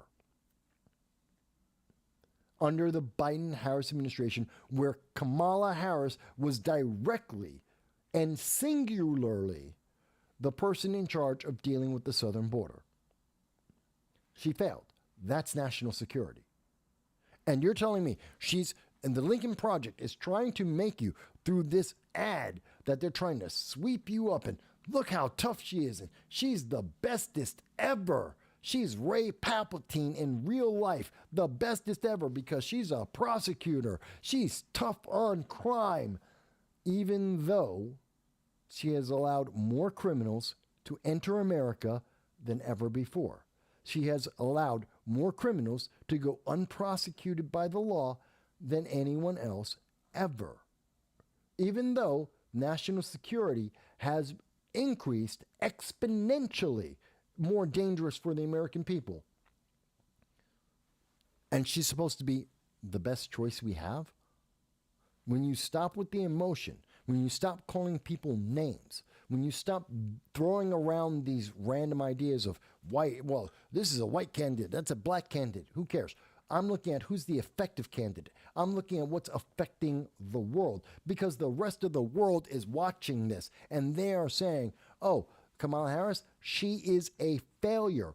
We have no faith in America with a failure leading it. Joe Biden is a failure. He is a zombie part-time president, which is probably why we have seen so many countries go rogue, why so many countries don't trust America right now, because Joe Biden is a failure.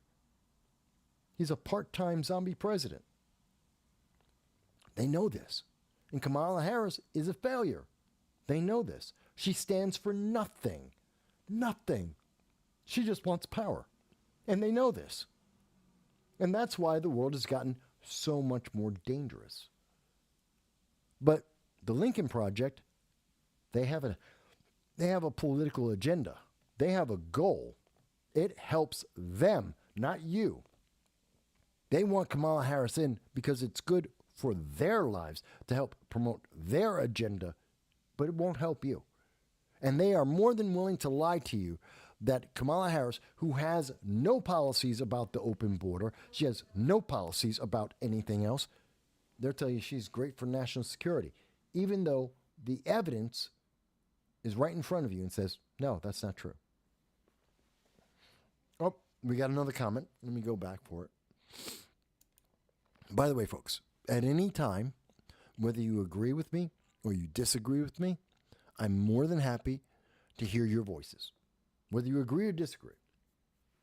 And I'm more than happy. You can reach me with super chats or just type in. I'm always happy to address whatever you have to say. So, John says, all her merch is majorly discounted. It's probably cheaper to buy a Kamala hat than a plain black cap. Maybe. But again, she doesn't care how much money she gets. She just wants your money. And she wants it before you hear her debate, before she goes on record with any of her policies, before she actually tells you what she stands for. She wants your money and your vote now. And then she'll tell you, after she's got that, then she'll tell you what you just bought. That's kind of sad. That's terrifying. John goes on to say, the Lincoln Project, the organization where the co-founder was found to have sexually harassed multiple young kids online and offered to help them in politics if they agreed to his advances. Kamala's got a real winner of supporters. Again, these are documented facts. I am aware of what you're talking about there. I am aware. Here's something I know. So people are saying, but Mike, international policy, don't really care. Yeah, there are Americans who are being tortured right now, but you went to Harvard, so you don't care about that. Okay. How about this? Do you care about freedom of speech? That means to be able to choose what TV show you want to watch. It means what YouTube video you can watch, about what YouTube video you can create, which TikTok channel you can actually see. Do you care about the First Amendment? I think most of us care about that. Okay? You care about your entertainment. You want to watch the housewares of I don't care wherever the hell. You want to see them. You want to see the 90-day fiancé naked and in the wild or whatever the hell it's called. You want to watch your garbage entertainment. You know, zero-calorie entertainment. It's mindless stuff. It's just on, but it's entertaining. Okay, fantastic. That's your choice. Or is it? Are you guaranteed that it will be in the future? I'm not so sure. Because Kamala Harris, on September 5th, speaking at the National Association for Advancement of Colored People, otherwise known as the NAACP, says that she will have the Department of Justice censor information and hate. I want to go over that with you. So let's see if we can do this. Let's bring this back to the beginning. I'm going to make this bigger. And let's listen to Kamala Harris here. And will put the Department of Justice of the United States back in the business of justice. We will double the Civil Rights Division and direct law enforcement to counter this extremism. What is extremism? She says she's going to combat extremism. What's extreme? Please define that for me. Is that Harvard supporting Hamas? Because I consider that to be pretty damn extreme. Is it the autonomous zones, whether that's in Atlanta, like the defenders of the Atlanta forest? They're pretty extreme. They have an autonomous zone. They were shooting at police and trying to burn down Atlanta, literally committing acts of arson. That's pretty extreme. Are you talking about that? Are you talking about the Berkeley Autonomous Zone? How about the autonomous zone that had existed in Minneapolis for over a year, cost billions of dollars, damage that will last decades? I consider that pretty extreme. Are you going after that? Is that what you're talking about? No, you're talking about social media. You're talking about what TV shows, what movies, what conversations people have on the internet. That's what you're talking about. Well, that's a big step down, don't you think? Let's go on. Let's hear what she also has to say. We will hold social media platforms accountable for the hate infiltrating their platforms because they... Wait a minute. She's going to hold social media platforms, private business, accountable for their customers. So people are talking, and she wants the federal government to punish people for talking. Because the First Amendment protects what you say that I don't like. This is true for everyone. The First Amendment is there to protect what I don't like, what you don't like, what Kamala doesn't like. That's why we have a First Amendment. That's what separates us from virtually every country in the world. Our First Amendment allows us to say something that someone else doesn't like, by definition. And there is always somebody who doesn't like what you're saying. I don't care what it is. There is always. We have 350 million people in this country. There are more than a dozen people. There are hundreds of people who will disagree and dislike anything and everything, no matter what topic it is. That's a fact. And Kamala Harris has decided she's going to increase. So she's going to increase the size of the government. That's going to cost you money. That's more printed money. And that's more power to the government, less power for you. So she's going to control an even bigger government that's going to spend even more money, that's going to make poor people even more poor, so that she can punish private businesses from doing their job because she doesn't like it. But that's a violation of the First Amendment. A private business has its own private rules. And if you don't like it, don't advertise it. You don't like Fox News. That doesn't mean Fox News has to close. It means you don't have to watch Fox News. I don't like CNN or MSNBC. In fact, I don't watch any of the cable news. That's not what I watch because I don't think they're very good, all of them.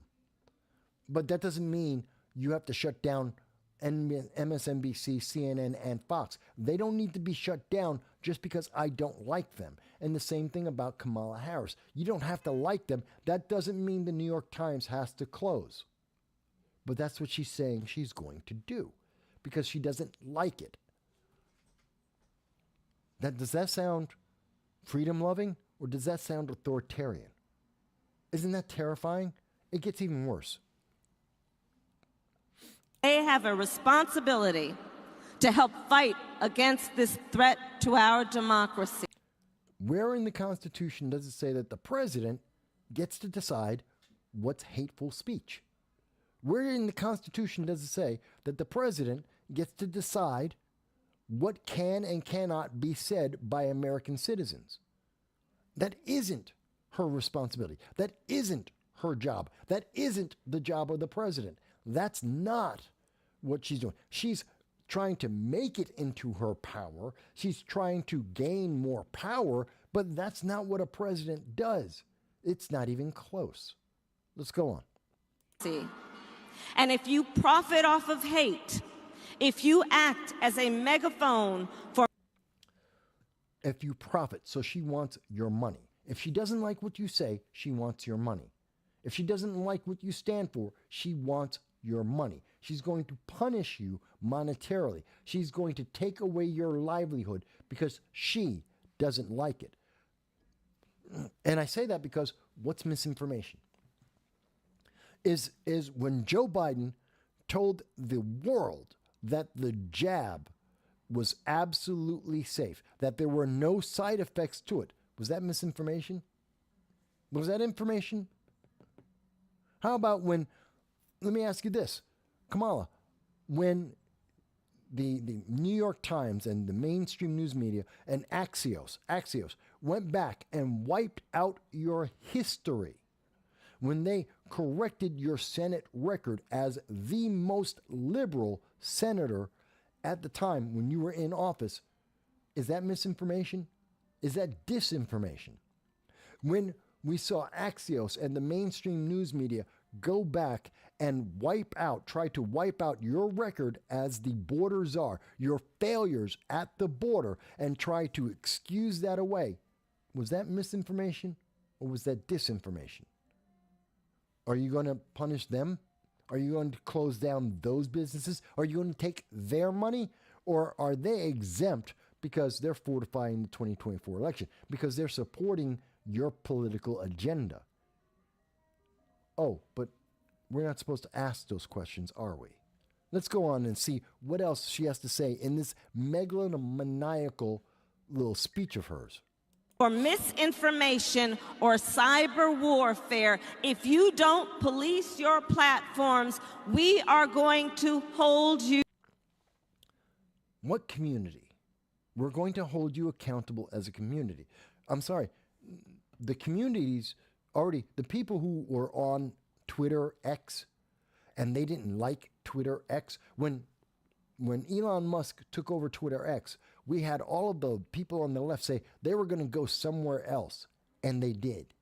And then when he fired 75% of the staff because they were ineffective, they were inefficient, they were unnecessary for him to continue to run the company and to make it more streamlined, more cost effective, he fired 75. And then the left said, well, that was just outrageous. And they left Twitter X. See, that's the community holding the company accountable. And by the way, a bunch of Republicans decided to use Twitter and X because it stopped being just the voice of the left. They came and joined in. So that's the community of private citizens holding a private business accountable. A lot of people got pissed off at Google and YouTube for all of the suppression and restriction in what can and can't be said to talk about politics in our First Amendment rights. So they went to Rumble, an alternative to talk there, to say the same things, to say what I agree with and I don't agree with. Some of them are on the left, some of them are progressives, some of them are libertarians, some of them are Republicans. And they went to Rumble and said, that's the community holding businesses accountable, holding social media accountable. What about Facebook? What about Facebook, Kamala Harris? Remember that the White House, which she is a part of, that's Joe Biden and Kamala Harris, the White House forced Facebook, Mark Zuckerberg, to censor and to edit and to eliminate the First Amendment rights of American citizens. That is a fact. Mark Zuckerberg has gone on record. He has told the world the truth, that they coerced him. They forced him to silence people, to take away their First Amendment rights. Is this what you're talking about, Kamala Harris? Is this the community you're talking about that's going to police and hold accountable social media companies when you don't like what they say? That's authoritarian. That's not democratic. It's not America. That's authoritarian. That's a power grab. That's evil. Couple more seconds of this. You accountable as a community, and will put. So, now James Woods mentions that means that this is a censorship bureau that's coming. I think it's far worse. But it's also something that we've seen before. Do you remember, this was back in 2023. In 2022 and in 2023, Kamala Harris and Joe Biden, the White House, put forth a misinformation governance board. Do you remember that? I do. It was a group of people created by the Biden-Harris administration to decide what you can and cannot say. It was absolutely unconstitutional, absolutely abhorrent, absolutely authoritarian. The Misinformation Governance Board. Do you remember that? and how they wanted to silence all of the people they didn't like, all of the people that said things they didn't agree with. You know, people who said the jab might have a side effect, that wearing 2 masks were not going to make you safe. Oh, yeah, those people, you know, otherwise known as doctors, scientists with research. Oh, those evil, terrible people who were just providing empirical proof. Oh, those are bad people. And the bad people who said, oh, wait a minute, the Hunter Biden laptop, that was real. It really did exist. It really was Hunter Biden's. It really did show evidence of crimes. Oh, but if I shared that, then I was a bad guy. Is that who you're going after? Is that who you want to go after, Kamala Harris? That you want to silence anyone that might be a political danger to you? Because that's not democracy.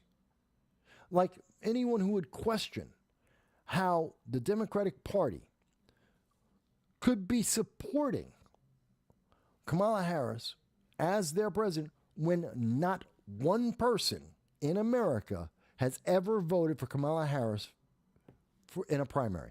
Not one. It's never happened. She's never been in a primary. She's never faced an opponent in a primary. She's never had to ask the Democrat rank and file. Forget about the Republicans. Forget about the Libertarians, the independent majority of Americans. Forget about them. No one in the Democratic Party ever got to vote for Kamala Harris. She wasn't a thought. Again, just at the beginning of this summer, they were going to replace her. She was that ineffective, that inefficient, and the world knows it. Putin, Chairman Xi out of China, Kim Jong-un out of North Korea, the Ayatollah out of Iran, all the world leaders, even our allies, Keir Starmer in the United Kingdom, every single, Justin Trudeau out of Canada, every single leader in the world knows Kamala Harris was going to get kicked to the side, kicked out of the campaign because she was useless and ineffective in May of 2024.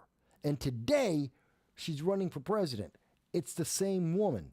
She has no policies. They went to her website just like I went to the website, and they said, there's nothing there.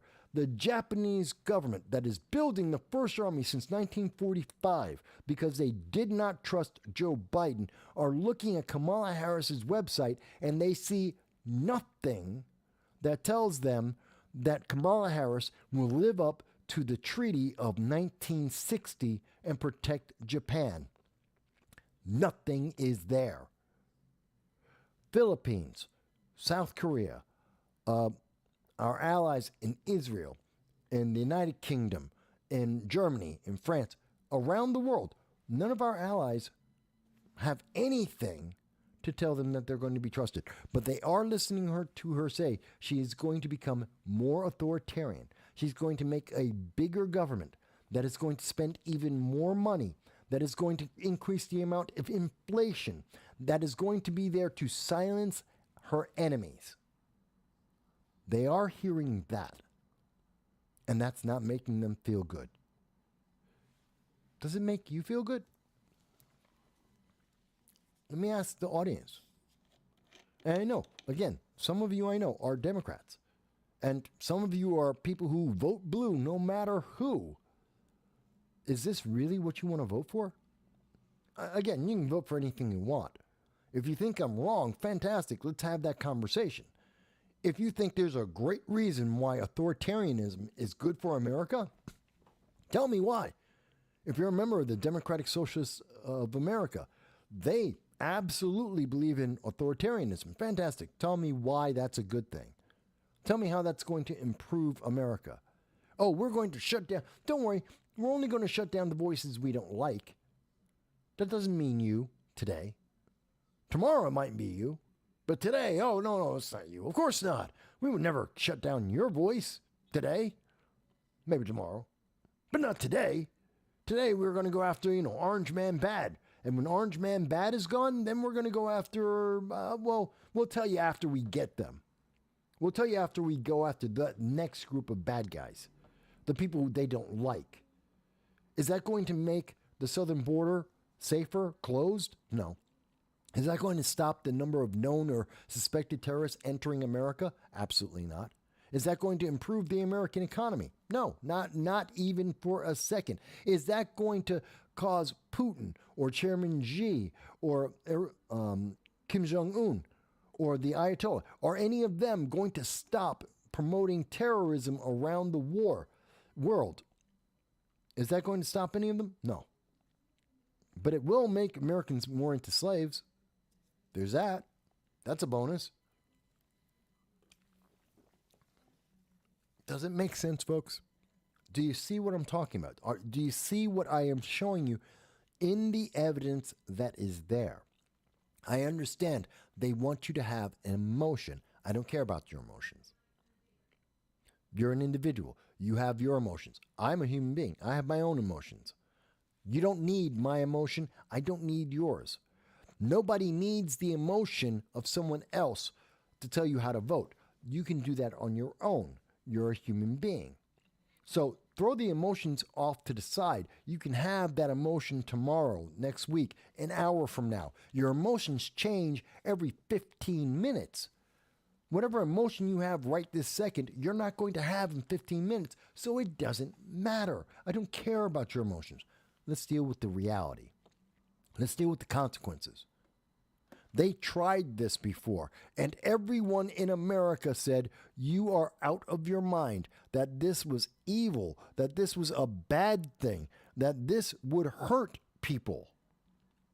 Where is it? That this was like doing what Alexandria Ocasio-Cortez. Remember her on 60 Minutes? When she told us the reality, that they were going to go out there and push feelings. It doesn't matter about being empirically correct, semantically correct, mathematically correct. It doesn't matter about the truth. And that's why they wanted to have this hyper illegal idea, this misinformation, that they can control what people say, what businesses say, what people do. That's the old Soviet Union. That's currently the Communist Party of China. And wait a minute, the current Communist Party of China, didn't we mention that the current Communist Party of China is deeply ingrained in the Democratic Party? So Kamala Harris is trying to force a policy that the Chinese Communist government has, which is to silence people they don't like. And the Chinese Communist Party is deeply ingrained in the Democratic Party, at least since 2018. Isn't that curious?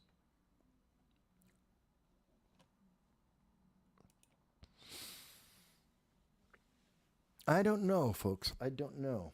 It seems like it is curious. Wow, 2 hours and 15 minutes have gone by so fast.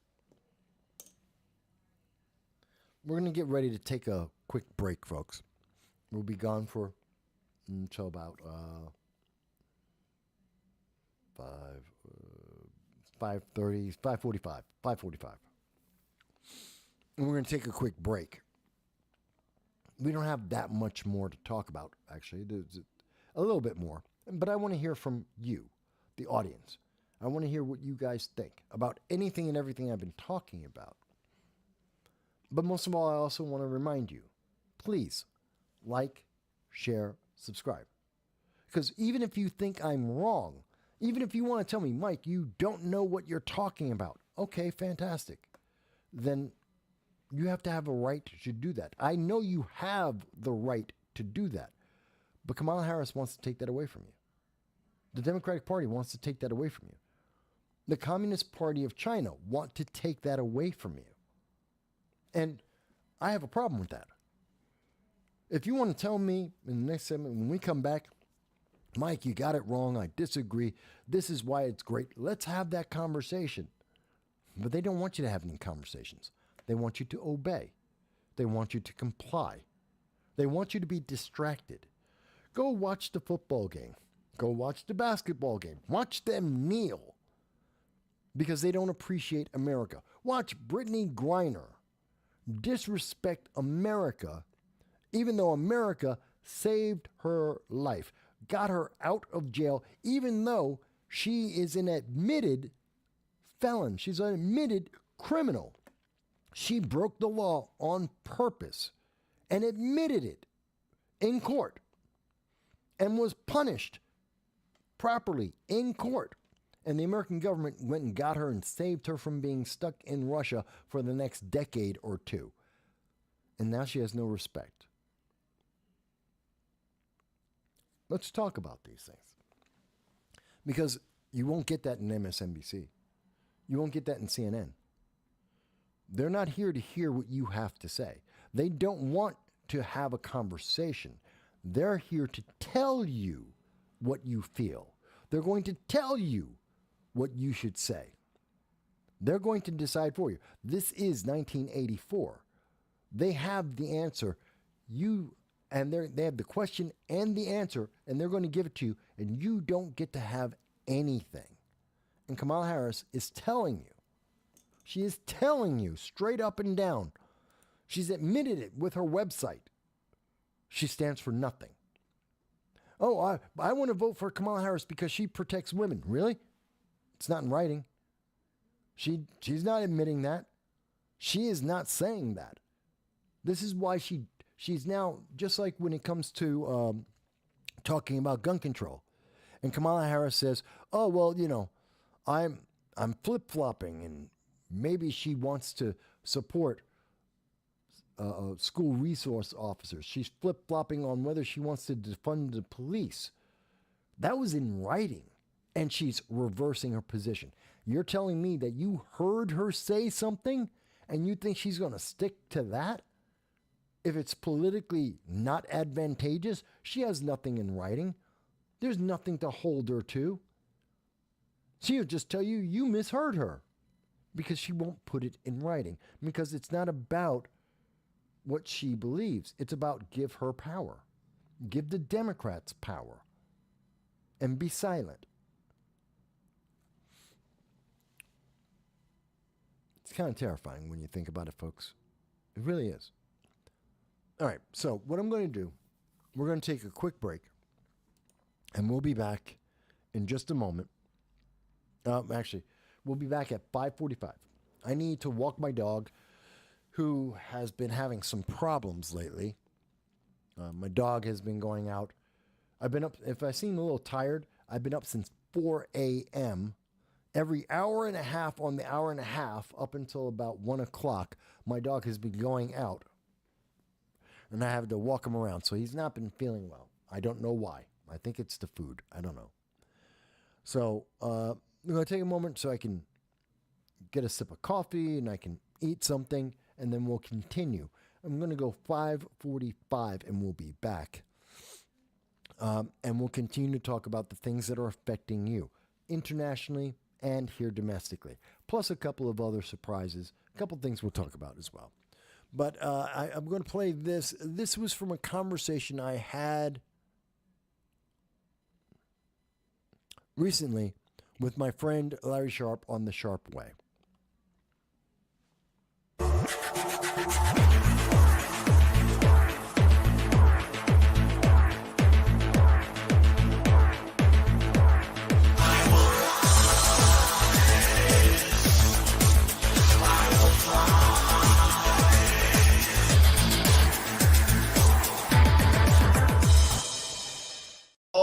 Welcome to the Sharp Club. So happy to have you all with me. A little bit past 9 p.m. on the East Coast. And yes, it is late on Monday night. I remember a couple times I was late on Tuesdays. That was special, but now it's late on Mondays again. Usually my shows go at 7. Who am I kidding? I've been doing shows at 11, 3, 2, all over the time. I'm supposed to be doing my show at 7. and Mike gets mad at me when I don't stay up to speed at 7 o'clock, but I'm belligerent, so I just ignore him. And tonight I got to stay up late. I got to stay up late tonight because the one and only Shanabis gave me special permission. She said I could do it. So I got to stay up a little bit late tonight. You might say, who is Shanabis? Oh my God, am I going to tell you who she is? Right now, we have a very special show. Tonight, we're talking about what is actually going to affect us. What issues are going to really affect the election coming up here in 2024? Not just what they're talking about, but what's real, or maybe what they're talking about, who knows? And I have a star-studded panel with me. First, I want to bring on an activist who actually started a PAC. Can you believe that? She did for Kennedy and for cannabis. Kind of odd, but she also gave permission. The woman herself, Shanabis. How are you? I am so good. Thank you so much for having me, Larry. I am glad that you are here. And a man who I actually met in person at a Bitcoin conference. Literally Bitcoin. Is that nuts? But people like Bitcoin. Now, I actually do own some Bitcoin. True story. I was introduced to Bitcoin when it was $200 a Bitcoin. And I said, you people are crazy. This will never work. Boy, do I regret that. But Sean, maybe he's going to give me some insight. The man himself, he is also someone who has been, he's a creator of some crazy website. He'll tell me, I don't know what it is. It is Sean Kennedy. How are you, sir? Hey, Larry, great to be here. Shanabis, good to see you too. It's awesome to be here tonight. And yes, I heard about Bitcoin when it was like $200 too. And I also thought they were crazy. Yep. Yeah. Anyway. Okay. So you share my pain. Thank you. You share my pain. Absolutely. And of course, our returning champion, the man who we have seen many times, and the man who always has something interesting to say, even when I disagree. Doesn't matter, but I still love him. The man himself, Michael Voss. How are you, sir? And my brother. Hello, everyone in the panel and all of you guys in the chat. Love seeing the chat active. We're going to have some fun tonight. I know we are. And for those of you who want to follow the people, you can. All the descriptions are in the show description on both YouTube and Facebook, or just follow them on X if you want to. You can follow them right there. Shanabis X, aka MacGyver, and MV Consult. So any of those you want to check out, please do so. Here is where I want to start, guys. I want to start with the idea that I think you hear every single time the same thing every year. It's the economy, stupid. You always hear that. That's what they always go, it doesn't matter what's going on overseas. Doesn't matter what's happening at the border. Doesn't matter what's happening. You always hear that saying, it's the economy, stupid. My question is that real this year or not? Yeah. It is. Always, okay. It's always real. It's always real. Okay, so is it the number one or is something else number one? Because I'm not hearing that as much. What I'm hearing is two separate things. I'm hearing inflation and people not connecting inflation to the economy. They're not connecting it, right? They're thinking it's two separate things. Or I'm hearing it's the big, like the right is going to push the border or the left is going to push abortion. Okay. Well, I feel as though, yes, the inflation has to do with it, but at the same token, we do live in a society that is very low on financial literacy. I myself came from a world where, financial literacy was not really taught to me. So it wasn't until really, my 30s that I started getting wise. And I think when we look at, an organization like the Democrats and what Harris is proposing out there with the capital gains, in my little personal world, and I by no means am rich. I did invest in some land. And if something like that goes through with the capital gains, that means I would have to pay taxes on my acre. Hold on. How dare you try to better yourself, okay? Okay, how dare you? Why won't you just stay in the hole the government puts you in?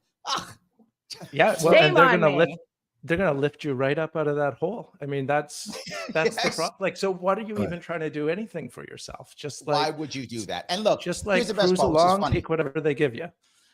But she's gonna do price controls. That'll save us. Well, before we get to the price controls, which is absolutely authoritarian. Oh yeah, they're the party of democracy, of course. But let's understand that the difference between economy and inflation is personal. You go to a grocery store, that's inflation. Oh, interesting. I like that. Economy is what you see on the news. It's what the politicians talk about.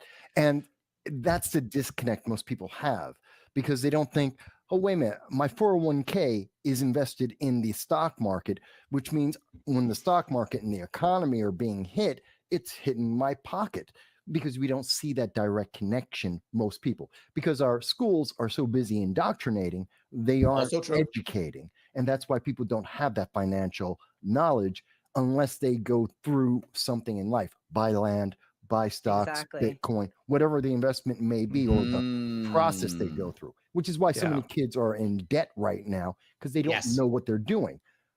And when we have individuals like Kamala Harris who are out there, I'd even say Jill Stein, Dr. Cornell West, even Chase Oliver. I've met Chase, by the way, and I have none of this is personal, but they're insane. They have insane policies about the economy that will make it even worse. But people aren't thinking about that. They're thinking about inflation. That's why you can have Kamala come out and say, oh, I'm going to give you $6,000. We got to print that money. Means the poor get poorer. I'm going to give $25,000 to everyone who owns a house. $25,000 when I buy a house. Yeah. They don't and even talk you're about qualifying. Yeah, How you're does that gonna even be even qualify? more It doesn't. There's No, no you get the qualifying for that. bubble of 1986, which takes 25 to 30 years before it blows up. And then everyone goes, I don't understand how this happened. You set it up in the first place. It's No. Kamala Winfrey. You get $25,000. You get $25,000. You get $25,000. Go ahead, Sean. Yeah, no. So Michael, when you came out and answered Larry first off, hey, this is it's always the economy, stupid, and I absolutely agree with that. But the economy to most people actually doesn't mean what they see on the TV. I don't think it doesn't mean what's going on Wall Street. It doesn't mean what's going on in their 401k. It's what's going on in their job, what's going on in their own household, what's going on in their family, and what do they There's feel? an old saying, Sean, that it says a depression is when the other, recession is when the other guy loses his job. Depression is when you lose your job. Is that what you're saying? That's the same. So that's what's going on, and so many voters, especially since the education level of the population is so low, and it's not just one generation; it's been multiple generations, and then parents don't know what they should be teaching their children either. So it's not the schools just get worse and worse, and the parents don't even know what to teach their kids. But when it comes to the economy, it's so personal. It's what people feel, and they're feeling it with inflation. But a lot of people are then feeling it in particular circumstances as well, whether it's jobs leaving their local communities, or that they're working 2 jobs now, whatever else they're doing to make ends meet. Everybody's got like a side hustle, something they're trying to do. Yes, I see that constantly all the time. I see that. Hold on, let me grab a comment from Ryan. Ryan is one of our members here. All that Kamala did with her, I'm going to give you $25,000 when you buy a new house, was raise the price of a new house by $25,000. Total economic lunacy. But it does feel good, Ryan. I mean, it does feel good. Well, that money goes right to the bank. I mean, they're acting like as if it's BlackRock paying, State Street. It's the person's not going to get that money in their pocket. It goes towards left the down pocket, payment. right pocket of BlackRock. Right to the title company, right into escrow. It's So, an election. but qualifying for a house for anybody that makes a good living, pays taxes, we're right here, but our debt to income is maybe a little higher, but guess what? We'll save that money on the tax rebates we get from home ownership. Maybe rent out a room in our house or something, get a roommate, create a generating revenue, but they don't give us that opportunity. Right. I mean, that's the biggest issue I think that most people don't get. When it comes to inflation, when you have an asset, you're hardly hit at all. Right? As long as that asset generates some kind of income, assuming that it does, you're not that hit anywhere near as bad as someone who's just trying to get a salary. Right? If you're just getting a salary, you take a much less of a hit, because as inflation goes up, so does the value of your asset. So it's nowhere near the same hit. Theoretically, the asset's going to make up for that. It doesn't necessarily, especially when you have taxes on unrealized gains. That's money. You're getting taxed on the money when you earn it. Then you get taxed on the money when you invest it. Then you get taxed on the money before you take a profit. And give me all the money. Make a profit. You get another tax.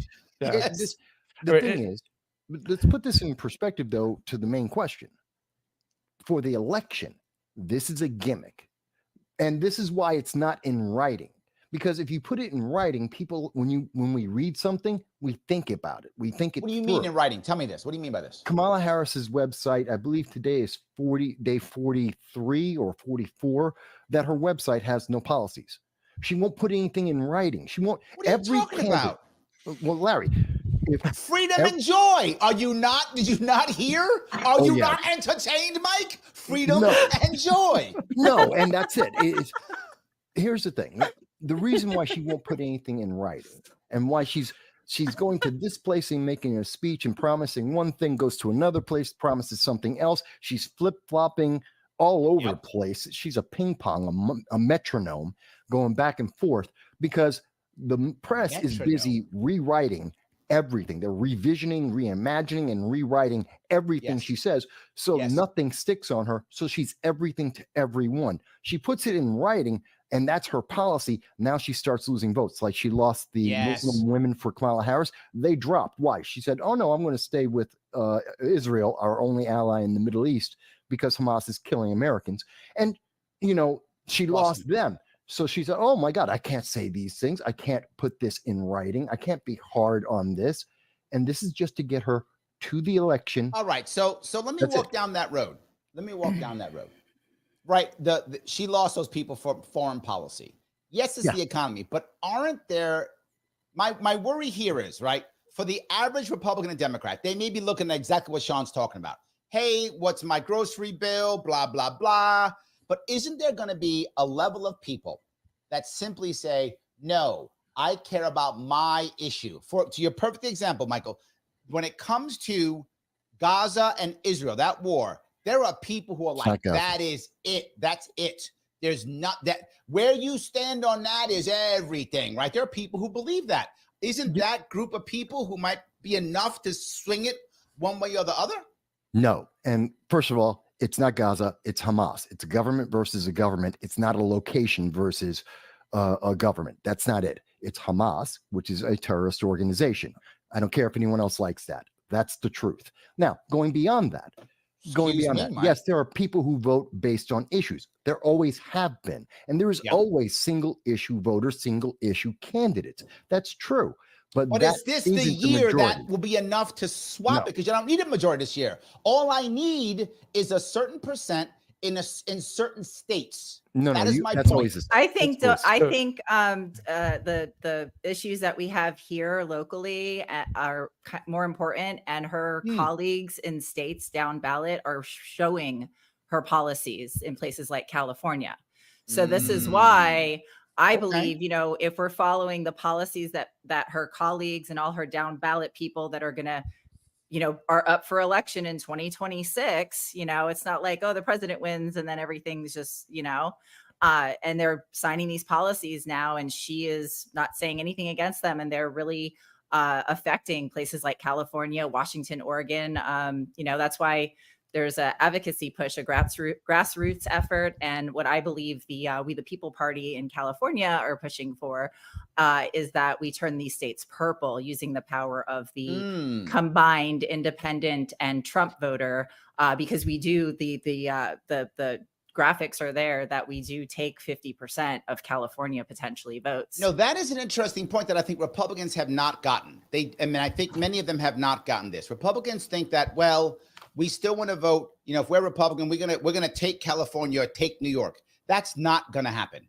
But if you take Republicans and then independents, you could not New York, but in certain states, you could actually outgun them. New York Democrats outgun both of them. But in states like California, you're right. If you add independents and Republicans, they outgun Democrats. So you could, instead of winning the state, you take the state away from Harris, which in the long run is still a benefit. If Harris loses California, no matter what she does, she can't win the election. That's a fatal flaw. She cannot win the election without California. Trump can win the election and did win the election in 2016 without California. Trump doesn't require California. Harris does. I think it's a very valid point. Well, we actually have a plan. I'm hosting a space tomorrow morning at 10 a.m. Pacific time. I'm just, throwing the party, a little meet and greet. That's what I do. I'm an organizer, a grassroots organization called the California Tea Party, and they could just copy paste because we actually have not just California, but Colorado, New Mexico, Oregon, Washington State, Alaska, and Hawaii. And guess what? All of those 7 states have in common. They have more independent Republicans combined beat Democrats. They're all recreational cannabis states. Every single one of them. Probably getting high as they So vote. that is the common policy, that goes across party lines. And there is a lot. So cannabis, I believe, is the Trojan horse here. I believe it's Trump's Trojan horse. I believe because there is not enough clarity in the industry. Not only is these companies can't afford to be in business much longer if they don't get some kind of relief with the overtaxation, overregulation. Each state is so restrictive. Not only that, so my state, Nevada, we've been recreationally legal for 8 years.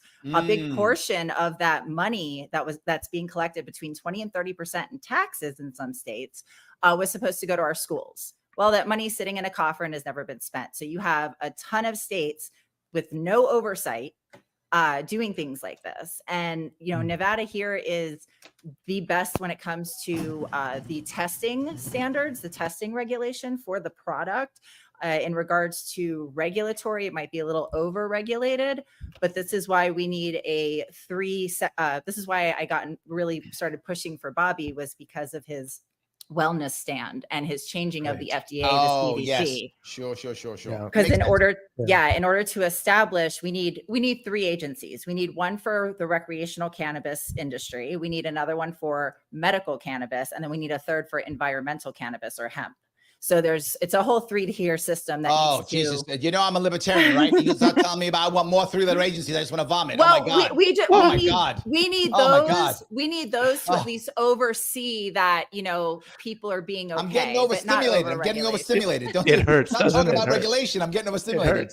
It hurts. And this go ahead, Sean. Go. This is this is something Trump, I think, has been doing. I think Bobby was there a bit as well, but Trump's just collecting people. He's collecting the coalitions. So he was at the Bitcoin conference, as was Bobby. Yep, I remember.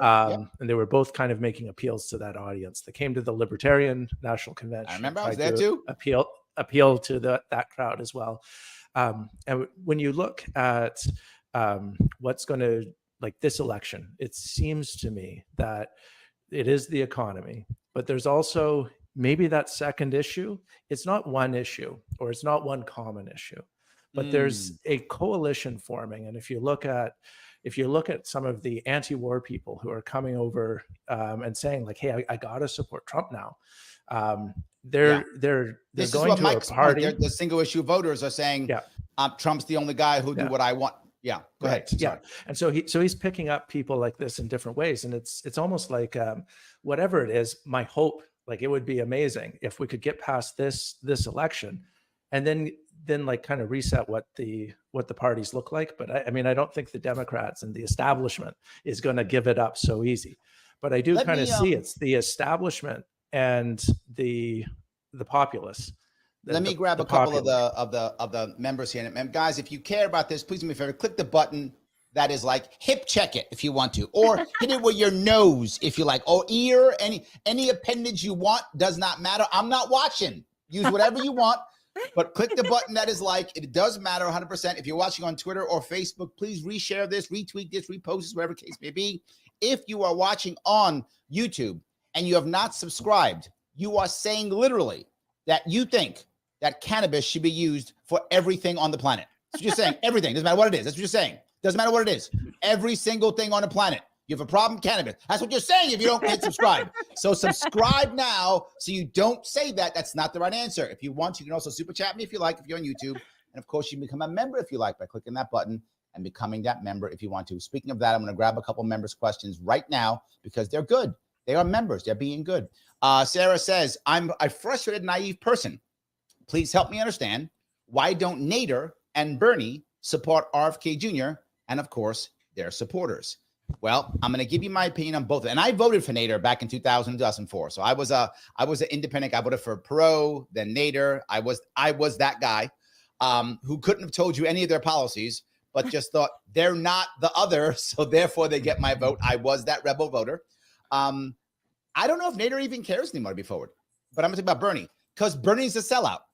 Yeah. That's the Bernie reason, because Bernie's a sellout. Yeah. Everyone's got, yes, that's the reason. Bernie's a sellout. He has completely sold down the river. He's a total and absolute sellout. That's why Bernie's not doing it. I think Nader doesn't care anymore. Any opinions up here? Yeah. Nader is no longer relevant. Yeah. He lost already. He lost too many times. He lost too big, and everyone moved on. And so he's no longer relevant. Bernie basically picked up after Perot, after Nader. Bernie was that next kind of outside guy, except there was a bigger, better outside politician, and that was called Trump. And so he couldn't keep up. He sold out to make sure that the Democrats would have power, and Bernie picked up 2 houses along the way. Gee, what a nice bonus for him.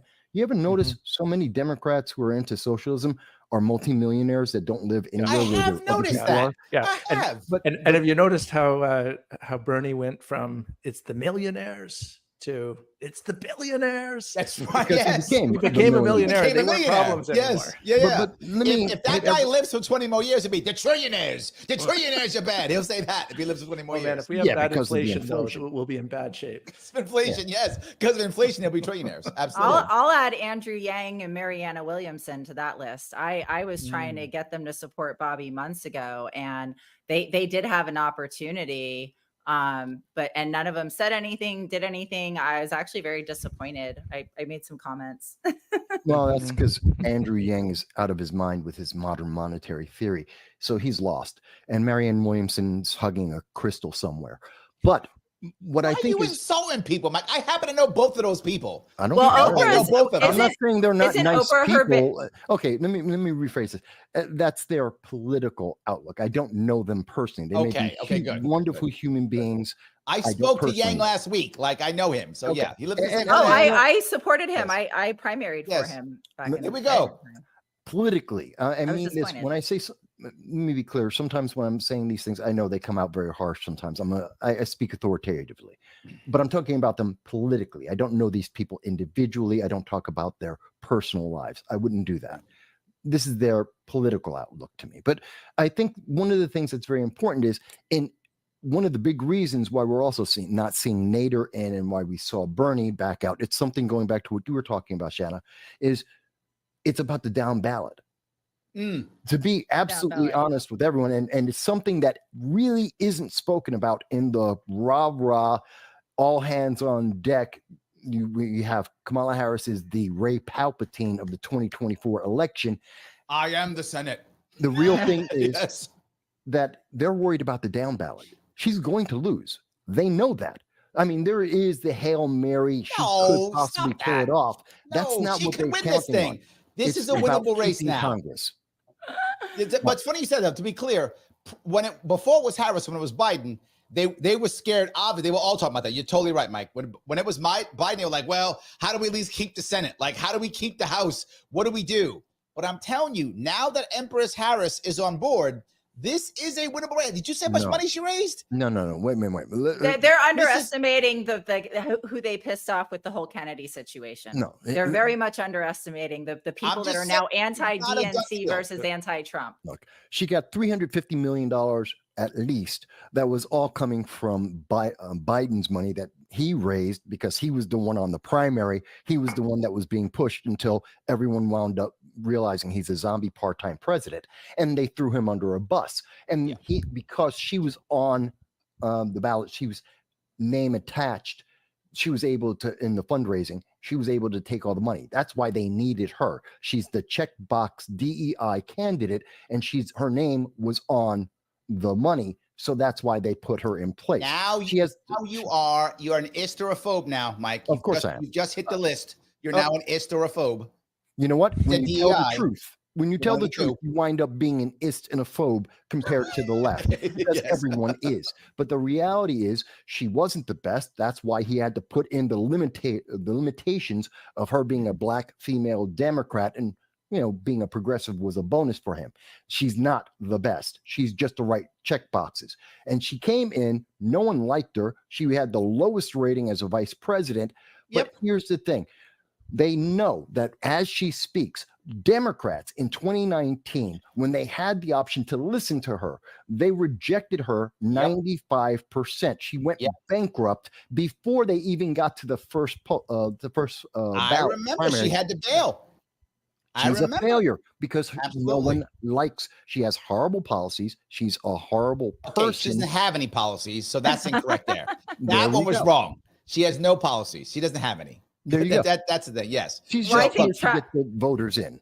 Trump's ahead. pulling that Democratic woman though, with his new, little pivot into the more science when he discusses things like procreation and abortion, which, this is not the 1950s. Nobody's getting back alley curtain. We have IVF, we have so much science. And at this point if we don't do something about our food and all of, there's 1 in 28 children being born in California right now with autism. In one more generation, there's going to be people that cannot run a country. Like, what are we have to invest in creating wanted children. And, we need a generation of wanted children. So I think, the conversation of that, it has to drastically change. And he does get a high five from me. Thank you, I'm Mr. not Trump. sure that women see that in Trump, though. I feel like women don't see that in Trump at all. I think women see that in RFK Jr. What I see in women, and I know a lot of left-leaning women, a lot of them, and they really do not like Trump. Well, he has just he has just said that. He has just come out and said these things. So now I think any woman that's like, women's rights, and that's somehow keeping her over here. Yep. I think she might be like, you know what? My entire life, this has been a debate, an argument. It's but I not don't think it's away. Trump is my point. I think I'm going to go back to what Sean said. Sean saying how he's collecting people. I think women in America, but specifically in New York and California, they have a visceral hatred of him, and they don't care what his policy. I've literally done this. I've been out and told someone one of Trump's policies. They go, "That's good policy." I go, "What's Trump? I hate it." It doesn't matter because it's him. Like there's a visceral hatred of him. But now you're when you in bring deep state New York. Deep state New York is like that. I'm in 100%. Nevada, which is more of a swing state, and there's definitely people that get more curious. Okay.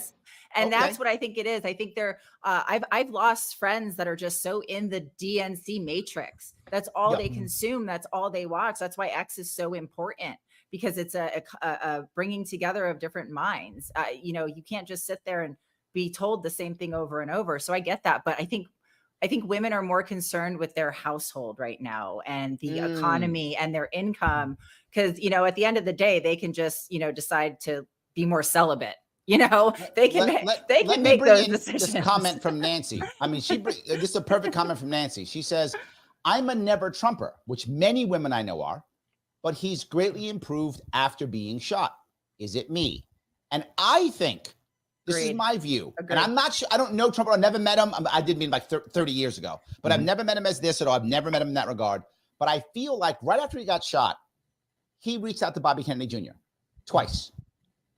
I think that may have changed him. I think you might be right. You might be on something, Shanna. That may have changed him. I'd be like, you know what? Let me pick that call, whatever. Yeah, but Mike, you love Trump already. You don't count. No. Yeah, I so don't you love don't count. Trump. Yes, no, yes, you do. Wait a minute. Stop. No. Everyone always presumes that just because I will vote for him and just because he's the best candidate that we have is not that I love him. He's the most effective candidate. He's the most effective candidate in the race, period. Stop. That's just the reality. Now, let me explain. It isn't that Trump changed. America changed. And as much as, and this is why the Democrats memory hold the assassination attempt on him. And because they have spent 8 years training everyone every day that Trump is the devil every single day. And when we had this assassination, everyone in America, any president, any foreign president, when they get assassinated, we suddenly go, wait a minute, something is wrong. that's still in the back of everyone's head, even as they try to move past it and to not let people think about that because they would lose and they want to fortify the election. But the reality is we suddenly took a different look at him and said, wait a minute, why are they trying to kill him? Maybe we've gone too far. Maybe he's not the devil incarnate. Maybe his policies might actually make sense, which is why they want to memory hold this. They don't want people to think about that because they want the fear. Okay. They want the fear. So That's how let me get Sean in here. true. Sean's been kind of quiet. Sean, go ahead. Yeah, thanks, Larry. It is true that there's been a change in perception of Trump. I think since the shooting, and getting that out of the news was a real attempt to distract people from that. But that did happen. I don't think it's like mutually exclusive that maybe Trump experienced some change there as well. And I do think that he probably did have some change in priorities. And I think it's a good example of reaching out to Bobby immediately after that, trying to connect with him, bring him in, and even now the policies that he's embracing. And I think probably MAGA changed a little bit as well. And maybe not immediately, but with Bobby coming in and this really neat thing that's going on between MAGA and Maha, it's a little bit beautiful. And it's almost like you've got people coming together who had they been starting to talk to each other back when Junior was president, when Bush Jr. was president, they would have been oil. This is the Pacific Purple Wave that I talked about earlier with the 7 states. Hold on, I think you guys are right, because even Sarah also, by the way, also a member here, says, I'm an orange man bad person who will vote for him if he helps RFK Jr. So yes, orange man bad's a real thing. I mean, that's a thing. Yes, it's yes, a thing. And we she's are. like, I'm we one are. of them. But I'll still do it because I think Sean's right in this one, Mike. I think Sean's right. They're bringing people in and people are saying, okay, I'm okay because he's bringing the people in. Well, and I think the main thing too is if you think that Donald Trump has been a successful businessman, you have to be a leader that hires the right people. And I think in 2016, after he went through those years with those people, and there's a reason why he switched out people. Yeah. And if you notice now, notice now he doesn't have those, deep state politicians really around him as much, or whatever that means. But I think that is a huge part of it as well. And I think, him hiring the right people and putting the right people in positions, whether you agree with things like abortion or not, that shouldn't matter. When your toilet's leaking and you need to call a plumber, do you ask him if he votes for abortion, or do you hire him and have him come fix the plumbing? We're the only, politics is the only job on the planet that we let these, social policies divide us. And that's what keeps them in power. But see, that's the thing. We have the Democrats, the left, are dependent on feelings, which are absolutely temporary and transitory, which is why they have to keep pushing fear and hate. That's the only way that they can keep that emotion constantly with people. And that's why they have to target Trump with that. But look at what Trump has been doing. And again, take away, I don't care. Orange man bad, fantastic. Put that on the side for a second. Throw away the feelings because I don't care. Everyone has their feelings. But the world cares, Mike. Listen and to me. Wait. They do vote their feelings. Because they vote on feelings. No, politics isn't feelings. Yes, it is. It's literally feelings. No, it's literally feelings. No, it's not. That's what what we've been told and trained through the media, through advertising. That's not Which means politics. That's probably how people vote now. Yes, because they have been retrained. That's not politics. They're not the same thing. And that's why we're screwed up. That's why we have $35.2 trillion in debt. That's why we're involved in 2 wars, one declared, one declared proxy, and one an undeclared one in the Red Sea. That's why we have the world militarizing, because we're trained to work off of emotion. But politics aren't emotions. Politics is policies and the effectiveness or ineffectiveness of that. And we need to refocus on that. And Trump did realize that after his first term. And what have we seen? Before he got RFK in, Trump was going to the public. He went to Bitcoin before there was RFK. He went to the libertarians before there was RFK. He went to RFK not because he got shot, but because he's been going to the public and saying, hey, stop with the emotions. It's not about Orange Man bad, fear and hate. It's about what makes America better. The whole idea of MAGA, Make America Great, and his America First policies, which actually are policies that back in the 80s were absolutely the norm, is the fact that he's saying we have to talk to people, even if we don't agree with them, and get them back onto, is it effective? Is it efficient? Will this help America? And that includes health. That includes our international policy. I'm gonna show you a couple things here. I got a couple comments I think are. Agent Black is on your side. Agent Black says voting by feelings has killed the U.S. So he's on your side, and he's out of the UK. He's taking a risk saying that because the UK censors. Oh yeah, he might go to jail. That's fine. Okay, so let's call him Agent Gray. Yeah, maybe I could say for. So Noah Clark says, Larry, 95% of people vote based on their emotions. Thank you, because Noah says it. I'm now right. That's how it works. Yes, that's the rule. Yes. That doesn't mean it's a good thing. No, it's attitudes terrible based on emotions. That's not and good. Those two comments fit it together. No, it's ruined America, and it's what 95% of the people do. And what Michael was saying as well, it's not what politics actually is. The Democrats and the machine that exists there, they get people to vote on their emotions, but they are hugely Machiavellian and pragmatic in terms of implementing and getting whatever they want for the shadowy folks who actually benefit from everything going on, what they want to have happen.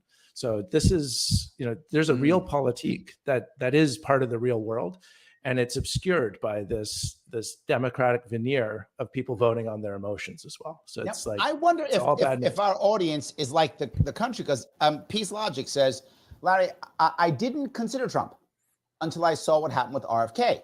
I'm concerned about nuclear war, censorship, the border. I don't like Trump, but I'm forced to consider him. I mean, is this just happen to be this group of people who are watching and listening? No. Or is the country actually starting to go, all right, Orange Man's bad, but is that actually happening?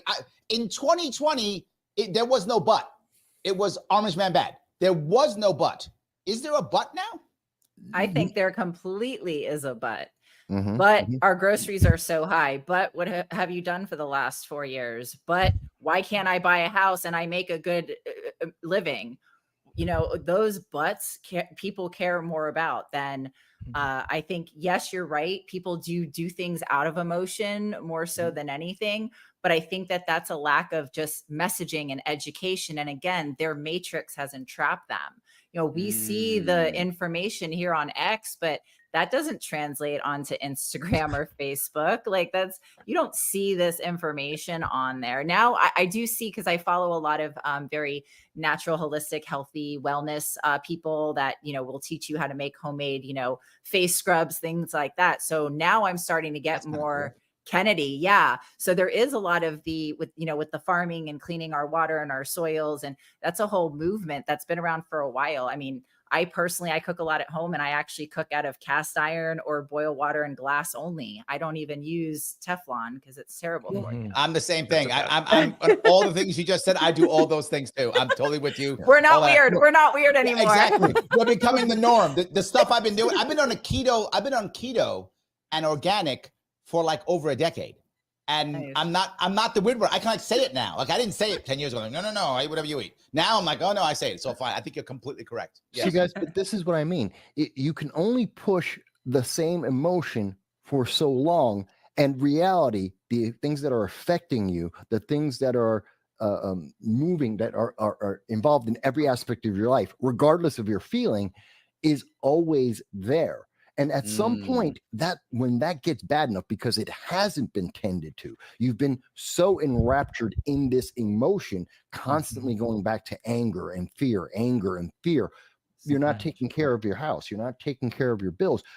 And they're making policies that make that impossible. And they're walling you off with the censorship that we have seen. Google's a monopoly. We know that. They told us in January they're censoring. They're not the only one. We just heard from Zuckerberg, Facebook. No, right here. Dude, you know me. You know this, Mike. I have to stream this on 8 platforms because I get so shadow banned. I'm not joking, guys. This goes off on 8 different platforms because I got shadow banned so bad back in 2020 when all I did was say I didn't like the mandates. I didn't even say anything about the jab. I didn't even go there. I just went mandate bad. How can you dare say mandate bad? and you I can't. got destroyed. There's So let me there's grab. a huge list of words you can't say. I know because I've been on YouTube and then I'm also now on Rumble. Why? Because Yep. they don't have the same censorship. I'm on Rumble too. This goes to Rumble also. Yes. Yeah, and Facebook is dead. Why? Because of the Yes. same censorship that's coming from the White House. We But know I do this. It's been Facebook confirmed. too. I'm Well, on the Facebook thing is, also. it's the algorithm. So the algorithm is Mhm. supposed to learn. So I think Zuckerberg actually killed his own businesses by doing that because now he's trained the algorithm that way. Yeah. So I don't know if he can come back from that. Which is I why dabble I into don't say learning the that, word. but I don't say the word algorithm. I say Mr. Rhythm, first name Ah. Al, Mhm. middle name Gore. Al Gore, Rhythm, Mr. Rhythm. Oh, This okay. way I don't say the word because that's why people joke, who's Mr. Rhythm? I say his first name's Al, his middle name's Gore. That's who he is, Al Gore, Rhythm. And now with the space in between the two, I hope it won't pick it up. That's why I say it with the space in between the two. So But yes, see, anyway, it's all of this I- censorship. I want to grab his comments real fast. Go ahead. Guys, the people are seeing this, and there's back and forth here. Grace says Orange Mad may be bad, but Kamala and Tim idiots. So Yeah. I think there's the butt piece, right? I think it's a butt piece. However, now it goes back and forth with Trump, right? This is Raza. Raza says Trump is very pervy. I guess it's pervy. And no, he's not changed. He's using his near-death experience to fool you all. And now Thomas is exactly opposite. Thomas says near-death experiences bring on a mixture of humility and purposeful intention. So we got two options, and now we got a middle. Alexa, thank you, also is a member. Thank you, Leska. I don't think he's changed yet, but I think he's on his way ever since the attempt, and can use a person like RFK to be a good influence around him. I've never been a fan of Trump either. So we're hearing a lot of people here who are not Trump fans kind of thinking maybe, and just in our group here, people who think Trump's full of garbage, Trump is exactly telling the truth, and in the middle. This is but really you weird. know what you're not seeing? They're not saying, well, we only had the one person who said was actually looking at his policies. And they weren't looking at his actual history of the effectiveness of policies. They're talking about their feeling about his policies, which is what they were told. Because it's That's voting, what like I've been saying. It's about emotion, Mike. You don't want to hear that shit, but it's true. I'm It's true. not. You know, no, Elon Hold on, Musk. Sean was nodding his head yes, though. Sean, you were nodding your head yes. Why were you nodding your head yes? When you were reading the Yeah. third comment there. Yeah. So it really, I don't think we've got trained in this country to constantly be thinking in this like a binary world. It's this or it's that. It's this or it's Yes. that. And it's not. It's complex. We can't really see all the things that feed into anything. And yeah, Trump is he's always done some things well. There's been an experience, almost dying. That's an experience. It's a human experience, and he's going through that. And Yep. I think there's a lot of hope that I have about what might be a second Trump administration. And it's not so much on him maybe being changed or things that he's saying different, but it's the people that are around him to influence him and who he's listening to now. My worry is he gets rid of them, right? This is my worry is he does the same he did with Scaramucci and with John Bolton. My worry is he goes, I love you guys today. Oh, I've won now? Psh, get out. And all of a sudden he starts insulting Harris. I'm not Harris. He's insulting RFK. He starts insulting, Tulsi Gabbard. He starts insulting him and Elon Musk and throwing them all out. That's So what I he think did in 2016. I'm No. scared he does it again. Well, No, it's but not he true. did that in 2016, I think of because of what we talked about before. And he even mentioned in that interview he did not too long ago that he was recommended to hire people and he had got a bad recommendation. Trump actually showed humility. But even before that, when Nicole Shanahan came out and did her interview that basically, told everybody that they were going to be, bowing down or standing down, that when I heard the Trump interview with Elon Musk, what brought me over the, part of thinking that might happen is when Elon Musk, he said to Trump, he said, the media was really bad to you in 2016. They've been really bad to you for, 8 years, whatever it is. He goes, but you never censored them. Mhm. And that was a light bulb that went off to me, was like, you know what? What do you mean by that? Like when Trump was in office, he was in office, what, 2016 to 2020. Mhm. He Yep. never went to CNN and tried to censor them when they were calling him that's what you an mean. orange Okay. bully or whatever. He never, the 4 years that he was our president, he could have thrown censorship all over the place. He could have taken some serious action against the free flow of information, and he didn't. So when it comes to that, and then if you combine that with him admitting that he, made mistakes in his hiring process before, I think those two things combined for me has really, made me more comfortable checking his box in my swing state. But here is my problem though, right? My problem here is we're now not talking about the two things that they're talking about. I have been talking about in not like this last week, but it's always been two things. The Republicans have been screaming border, border, border. Mhm. And the Democrats have been screaming abortion, abortion, abortion. Are they wrong? I'm just serious. Yes. That's what they've been screaming, right? No. Are they? Is this not the right thing to be screaming? They have been screaming it for months. Well, hang on, because if we're looking at the things that the American people are actually concerned about, economy, immigration, are in the top 5. Depending, there's a lot of lists out there, but in every list you will find economy and immigration are in the top 5, if not the top 3. Why? Immigration is affecting the economy. It's also affecting crime, and it's affecting people's lives. And of course, economy affects everything. And you know where abortion is? If it's on the list, it's 10. It's not the big issue. Why? Because women they were promised that they were going to go back to 1950s and coat hangers, and that didn't happen. That's not the reality. Women didn't lose all their rights. They're not stuck in the kitchen, and they're not barefoot and pregnant, because that's the fear, and fear isn't real. And fear needs to be confronted, and the reality is confronting them. And they're saying, oh yeah, women in New York didn't lose a damn thing. Neither did in California. They didn't lose it. Well, If in you my went back to the state too, States- I can actually go to and vote not only for the president, but we actually have a ballot that protects our freedom of choice here in Nevada. So I can go vote Trump, and I can also vote to protect my women's rights in my state. And other states, I believe, have that as well.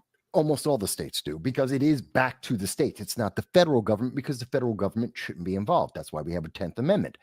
And we're seeing more and more of that. And the thing is, this election is, the Democrats want it to be an election about feelings, representation, ist and phobe. You have to accept Kamala because she's a woman, and she's a woman of color. She might be African American. She is black. Oh, stop. She's super black now. Stop. She's the blackest woman that ever was. Okay. She's in America. She's Pam Grier. She is the blackest woman there ever. And some of you people who aren't old enough and aren't black don't know who Pam Grier was. But Pam Grier was like the woman of the 70s. She was a star with an afro. Black exploitation. Black exploitation. She was the queen of that. So and literally, she was fantastic. But and you know she what was Pam fantastic Grier, also. Yes. Yeah, but you know who Pam is? Pam Grier is a black American woman. She's an African American. And Kamala isn't. She's black, yes. African American, no. The black community knows that. That's not well conveyed through the rest of the media, because they don't want it to be. Because the progressives who vote based on intersectionality have to see her as black equals African American. It doesn't. Go and ask someone from Angola who's in America if they're African American. They're not, but they are black. There's a big difference. And No, I'm with that's you. the difference. I'm not fighting. Now, but the thing is, we're the Democrats want this election to be based on those things, and everyone else, the libertarians, the conservatives, the Republicans, and more importantly, the 45% of America that's in the middle, want issues to be resolved. Whatever your issue might be, it could be health care. So let me go back to that, Mike. Is it then abortion and border then, right? And this is what I'm asking. I'm not saying you're wrong in anything you said. All I'm saying is, if I'm the Democratic Party right now, I'm talking about, and you hear it, you see it. Trump is gonna ban abortion across the entire country. They've said this more than once. He's gonna take away all the women's rights. And you think they say it, but I'm telling you, people hear it. And of course, the Republicans are saying Kamala's gonna open the border and everyone's gonna come over, and they're all saying it. So they've always are they making a mistake? Let me ask you, Shanna, you're in Nevada. You're in a swing state. I'm not. You're in a swing state. Are Democrats hearing this? Are Republicans hearing that?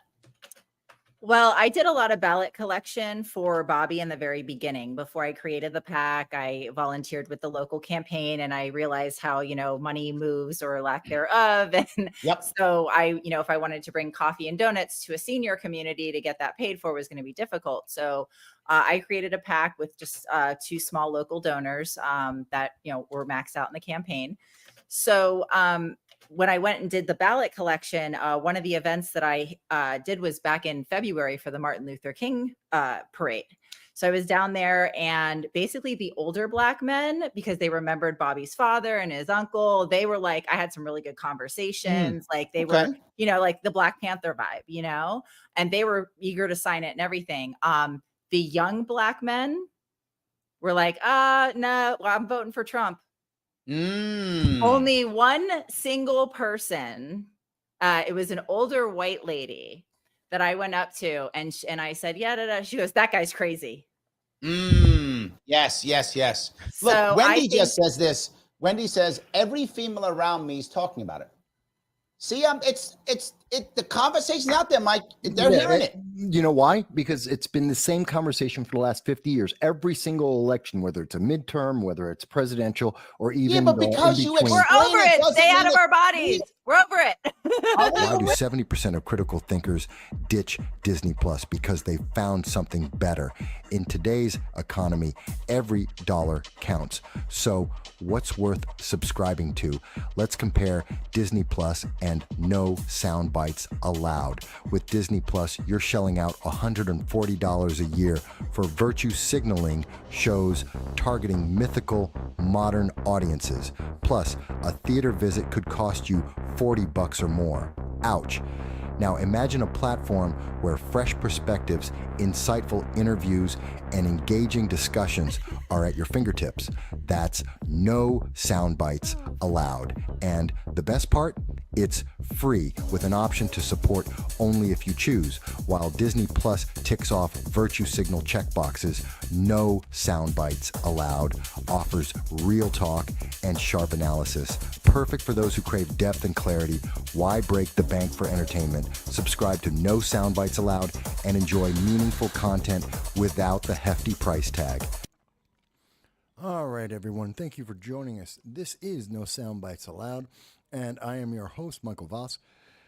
The Political Dragon here in the Bronx, New York. It's August 8th. It's currently 5:46. We're off by about a minute here. I was just checking some of the latest breaking news, and we're going to be talking about that in just 1 second.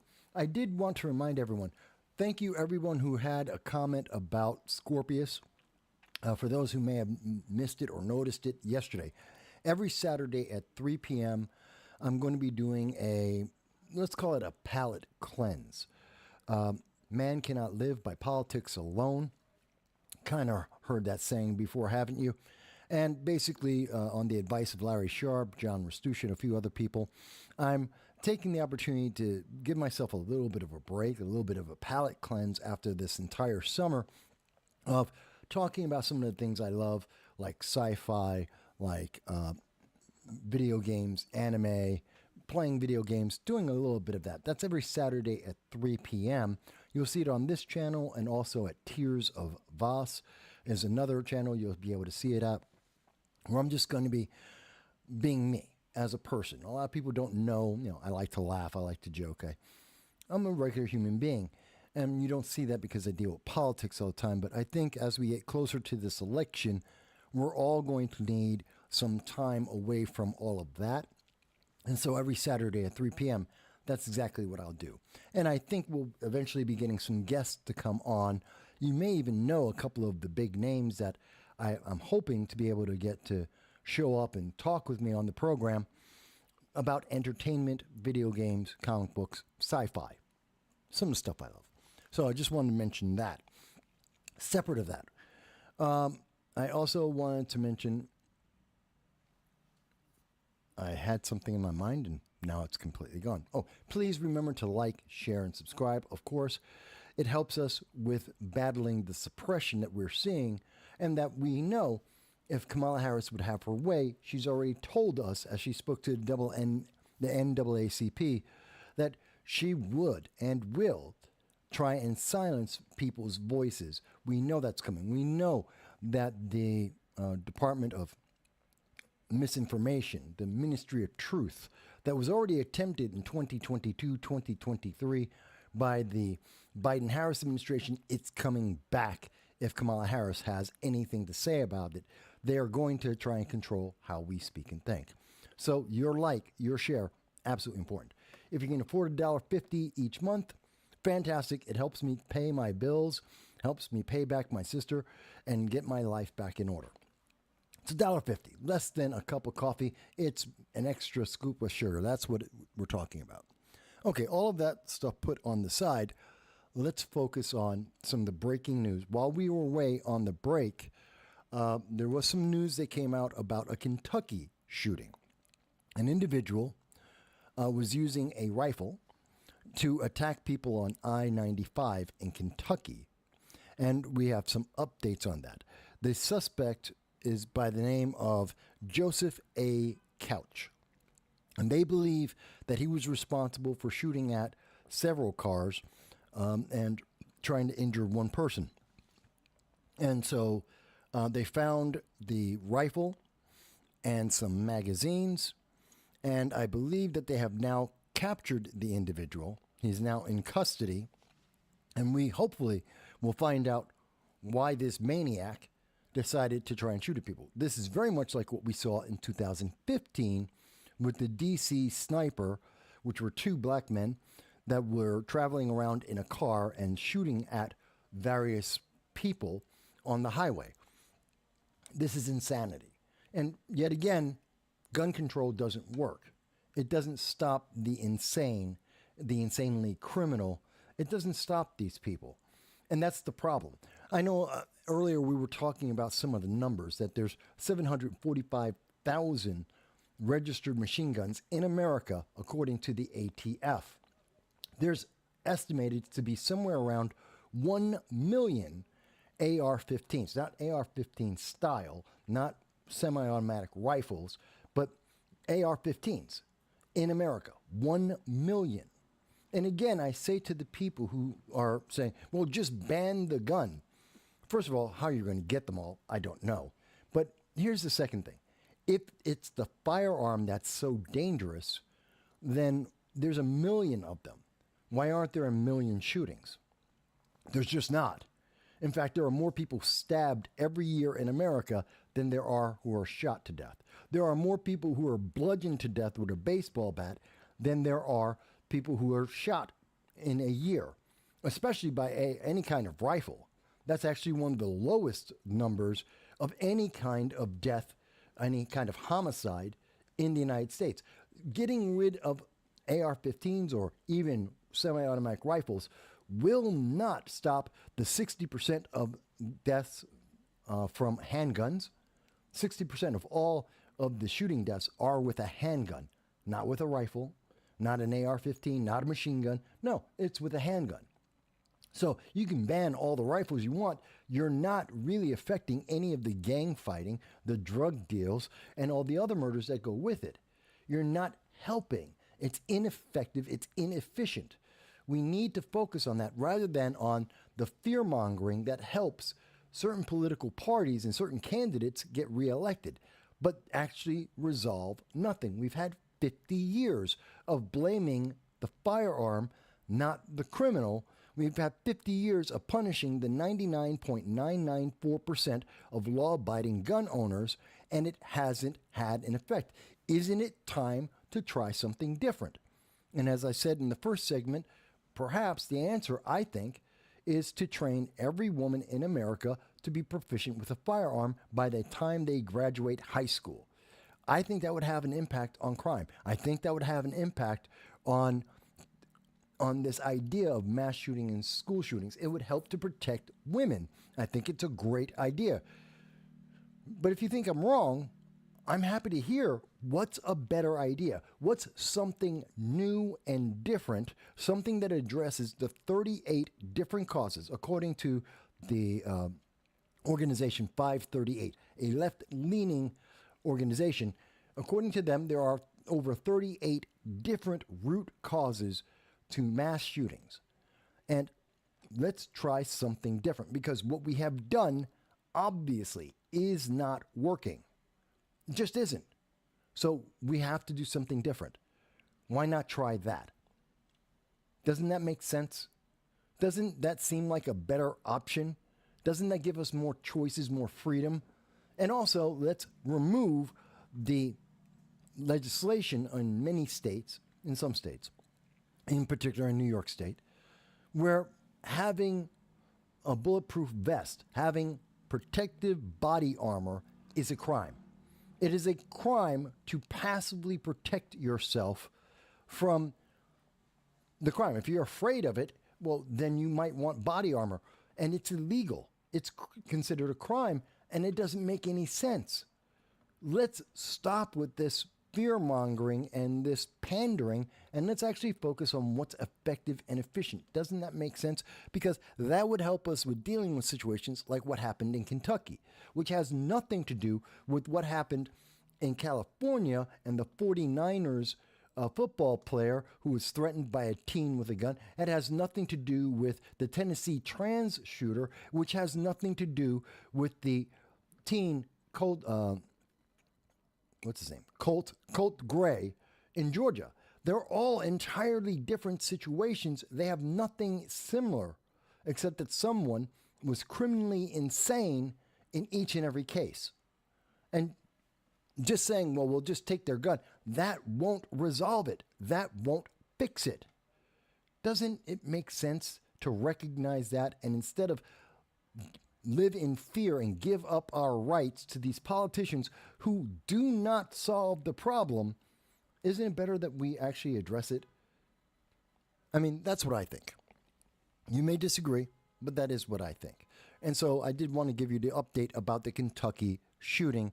The suspect has been taken into custody. The firearm has been recovered.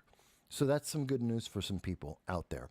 I wanted to also mention that we were talking a little bit earlier about how the Chinese Communist Party has such great influence on the Democratic Party in the United States. Since at least 2018, we have seen consistently with Dianne Feinstein, Eric Swalwell, half a dozen members of state and local government in California, the former disgraced Governor Andrew Cuomo, and the current Governor of New York, Kathy Hochul, have all been connected and have employed for decades spies, Chinese spies. They've been influencing, helping these people get reelected, helping to change their policies. These individuals have been deeply entrenched in the Democratic Party. And are we surprised that as we have seen this in the last 20 years, we've seen the Democratic Party become more and more exclusive, more and more about silencing any of their opposition, like the Disinformation Governance Board, the opportunity to create a ministry of truth to try and control what is and isn't said. Like when we see that they have gone out and we've seen the Democrats go with the White House, has influenced Facebook, Mark Zuckerberg, and controlled what he says, what he does, to influence what people get to see because they want to win an election. That's just horrendous. But we see that some of the breaking news from today, the Chinese Communist Party tried to steal a New York Assembly seat, according to Queens politician Ron Kim. So yet again, we are seeing that the Chinese Communist Party is interfering in democratic politics in the United States. Besides having police stations, illegal police stations in New York, 2 illegal police stations in New York City itself, violating a dozen different international laws. Nope, they're not satisfied with that. They're not satisfied with having spies in New York state government and also in California government and across this country. No, now they're actually trying to get assembly seats so they can pass specific laws that drive the nation, both to divide the nation and to drive the nation more into an authoritarian stance, to become more like the Communist Chinese Party. That's just the truth. That's just the fact. And you don't have to like it. I know there are Democrats who watch this program, progressives who watch this program, elected officials that watch this program, and they don't like what I have to say. But it's not about whether you like it or not. Is it true? And the fact is, according to all news media that we're able to find, all the evidence that we are able to find, going back to 2018, yes, it is true. It is factual. We have the evidence. We have seen the reports. We have seen this go through the FBI and the DOJ and the court system. We know this is happening. So we should really be questioning what's going on, especially within the Democratic Party. If there was a Republican that had a Chinese spy working to re-elect individuals to be part of the policy-making decisions of the administrations of elected officials, I'd be happy to point that out and tell you to the same thing. Then you shouldn't vote for those elected officials. But it's not happening in the Republican Party. They're not going after Republicans. They're going after Democrats and progressives because they're the easiest to move even further left, to move them into the authoritarian socialist ideology and influence every policy they make. Not the public, the Chinese Communist Party. And we hear this from Assemblyman Ron Kim, who's a Democrat. Democrats are telling you it's happening. How much evidence do we need, and how many times do we have to see this before we recognize where there is the root problem? The Democratic Party is compromised, and it is moving away from its principles, just like when they had Kamala Harris anointed. She was never voted in. The rank-and-file Democrats never had a choice. This has been thrust upon them, and the news media is so desperate to fortify the 2024 election that they're making it seem like this is the best thing that could have ever happened. Well, just 3 months ago, they were telling us the best thing that could ever happen was having a part-time zombie president in the form of Joe Biden, and they said he was the greatest thing since sliced bread until the truth came out. And it could not be denied anymore. We saw the debate. And then the truth was out, and they just changed their story. Is that coming from China? We have to ask that question now. Because as Democrat Ron Kim of Queens, a New York State Assemblyman, is telling us the Chinese Communist Party is involved in democratic politics. Deeply involved, as we have seen with Linda's son being investigated. They are deeply involved. And I know the news media wants to say, well, Republicans were getting money from the Russians. Maybe. That doesn't mean that they did something wrong. Yes, someone pushed an article. Okay, they got $400,000. Okay, that's not the government. You want to pay Tim Pool or Dave Rubin or, I don't know, anyone. You want to give them $400,000 to tell a story, to say, hey, let me talk about this issue that I was going to talk about anyway? Fantastic. Give me the money. If it's been vetted by my team, okay, why not? That's not the same thing as saying a member of the New York State government, assembly members, the governor before this governor, have been influenced in terms of their policy by the Chinese government. Tim Pool is a business. He's just a small business. That's not the New York State government. That's not the California government. That's not the House of Representatives. That's not the United States Senate. There is a massive difference between the two. And I understand it's an election year. So the left-leaning news media wants you to think, well, Republicans are just as bad. No, they're not. Because it may be businesses that have some alignment. Tim Pool isn't a Republican. Dave Rubin isn't a Republican. They're not. As much as the news media wants you to think they are, the same way they think that anyone who isn't a Democrat must be a Republican and you must be far left, you must be MAGA because you're not obeying the mandate coming out of the Democratic Party, out of the progressive movement. But that's just not reality. That's not true. So when they say, oh, Tim Pool is a Republican. No, he's not. Dave Rubin's a Republican. No, he's not. That's not true. And that's just hiding from the real problem, which is being covered up and thrown away. That Democrats have a serious problem in their party. They are moving away from American Constitution, and they're being subverted by the Chinese Communist Party as we speak. That is the reality. That's the breaking news. That's happened this entire week. We have seen this, and that has been downplayed and downplayed because you might change your vote if you thought about that.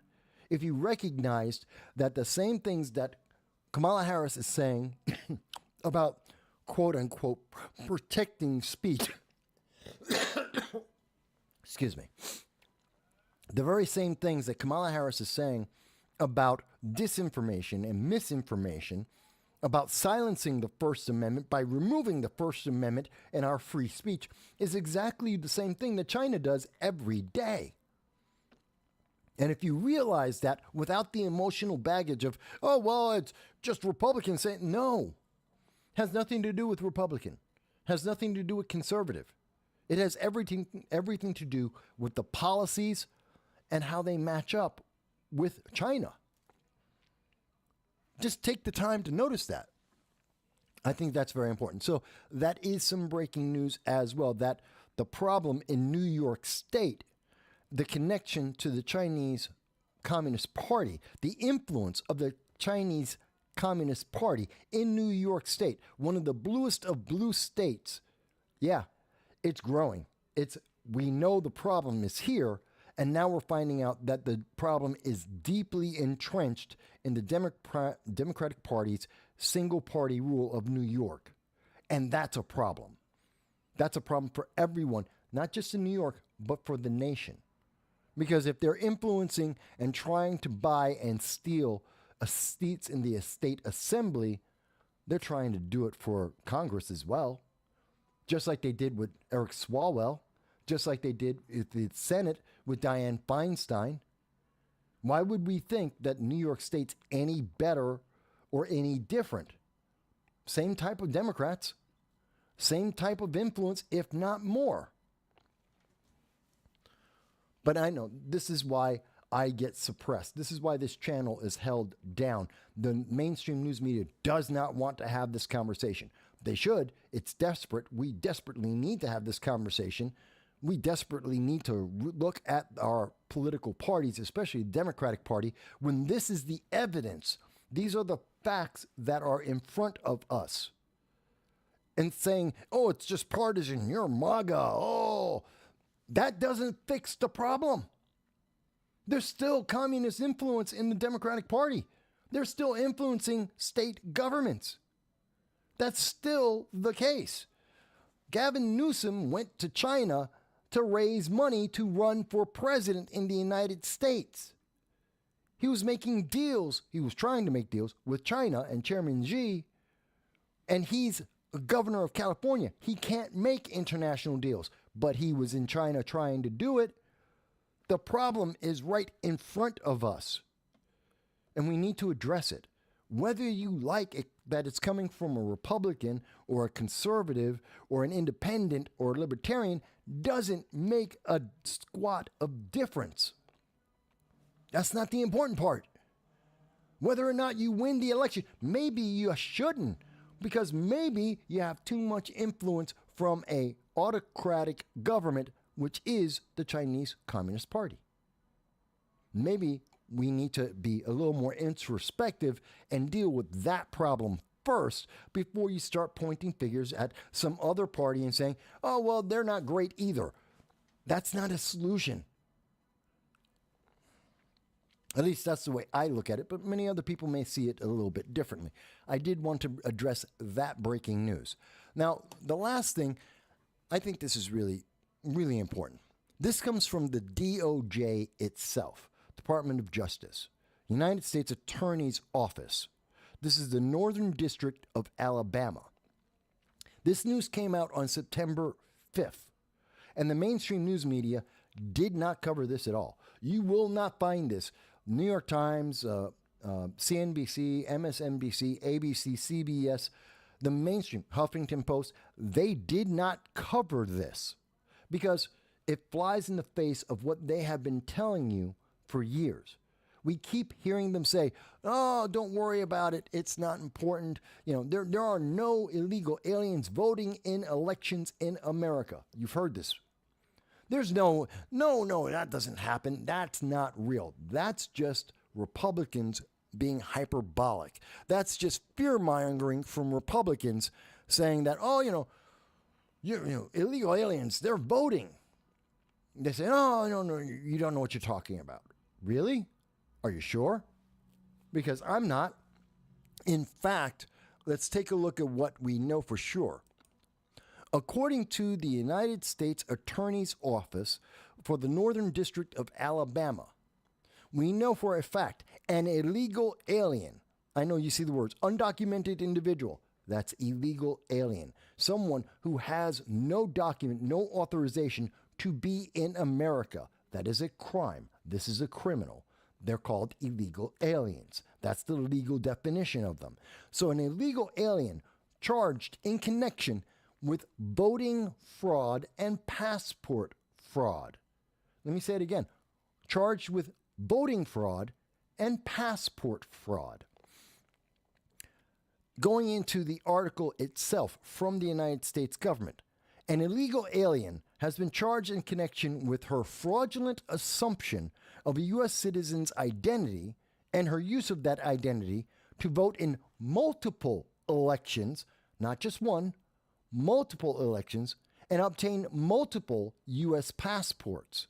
This has been announced by the U.S. Attorney Prim Escalona and resident agent in charge Joseph Wayoswati of the U.S. State Department's Diplomatic Secure Services Atlanta resident office.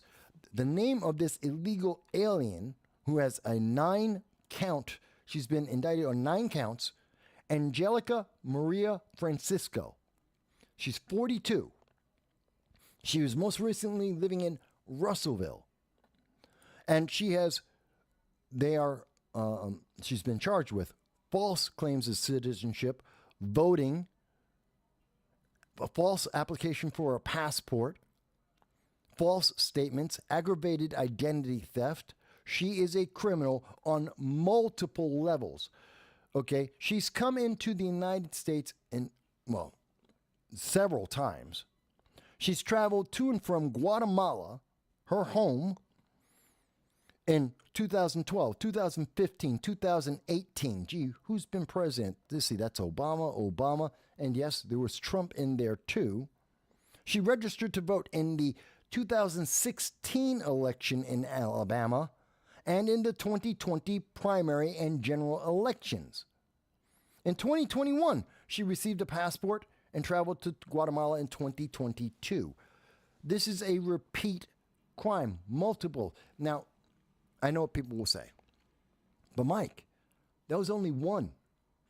Well, remember, we've heard from Democrat after Democrat after Democrat that there were none, that this didn't happen.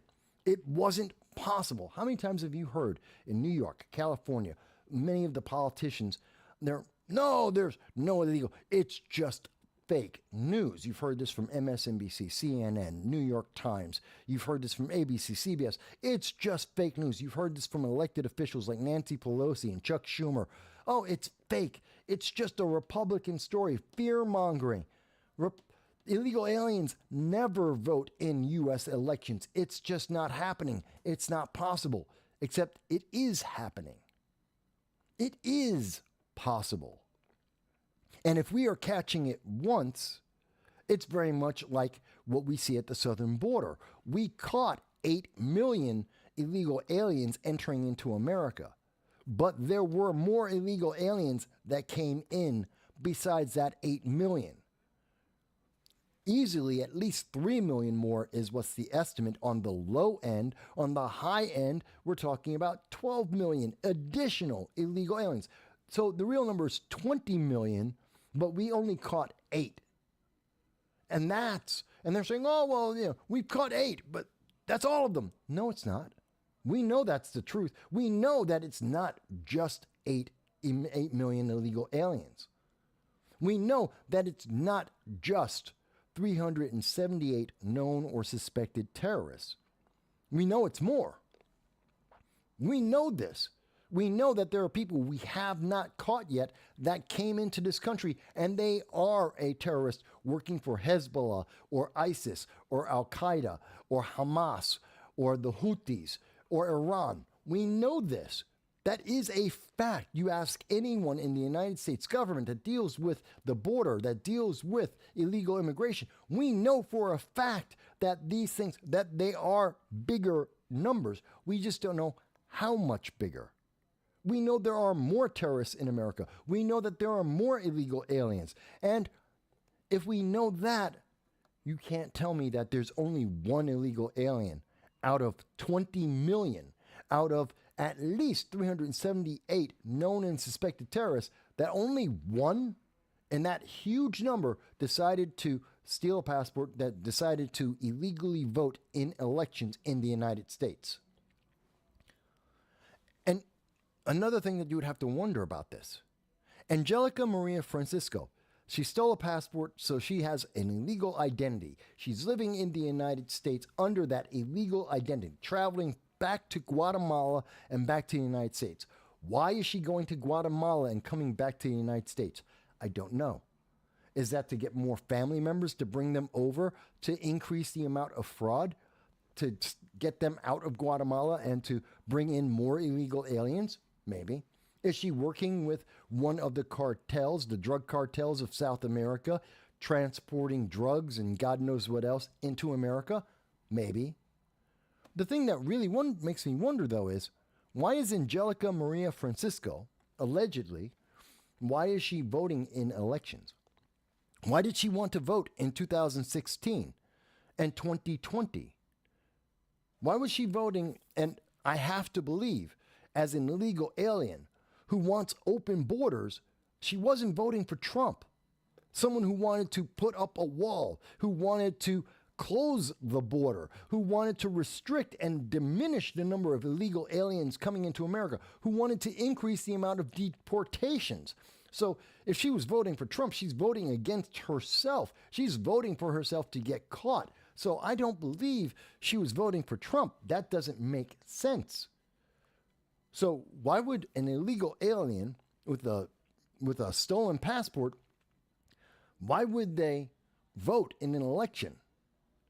Oh, to get someone into elected office that believes in open borders, to elect someone who isn't going to build the wall, who's going to leave the wall open, welding open the doors in the gates of the wall that already exists so thousands of illegal aliens can come in. Somebody who's not going to deport every illegal alien. Instead, they'll give them a summons to show up in court 3 years from now. Somebody who's going to pay $60,000 to put illegal aliens into hotels, 3- and 4-star hotels, to live the life of Riley, who are going to give them an additional $13,000 a year to be able to buy food and clothing.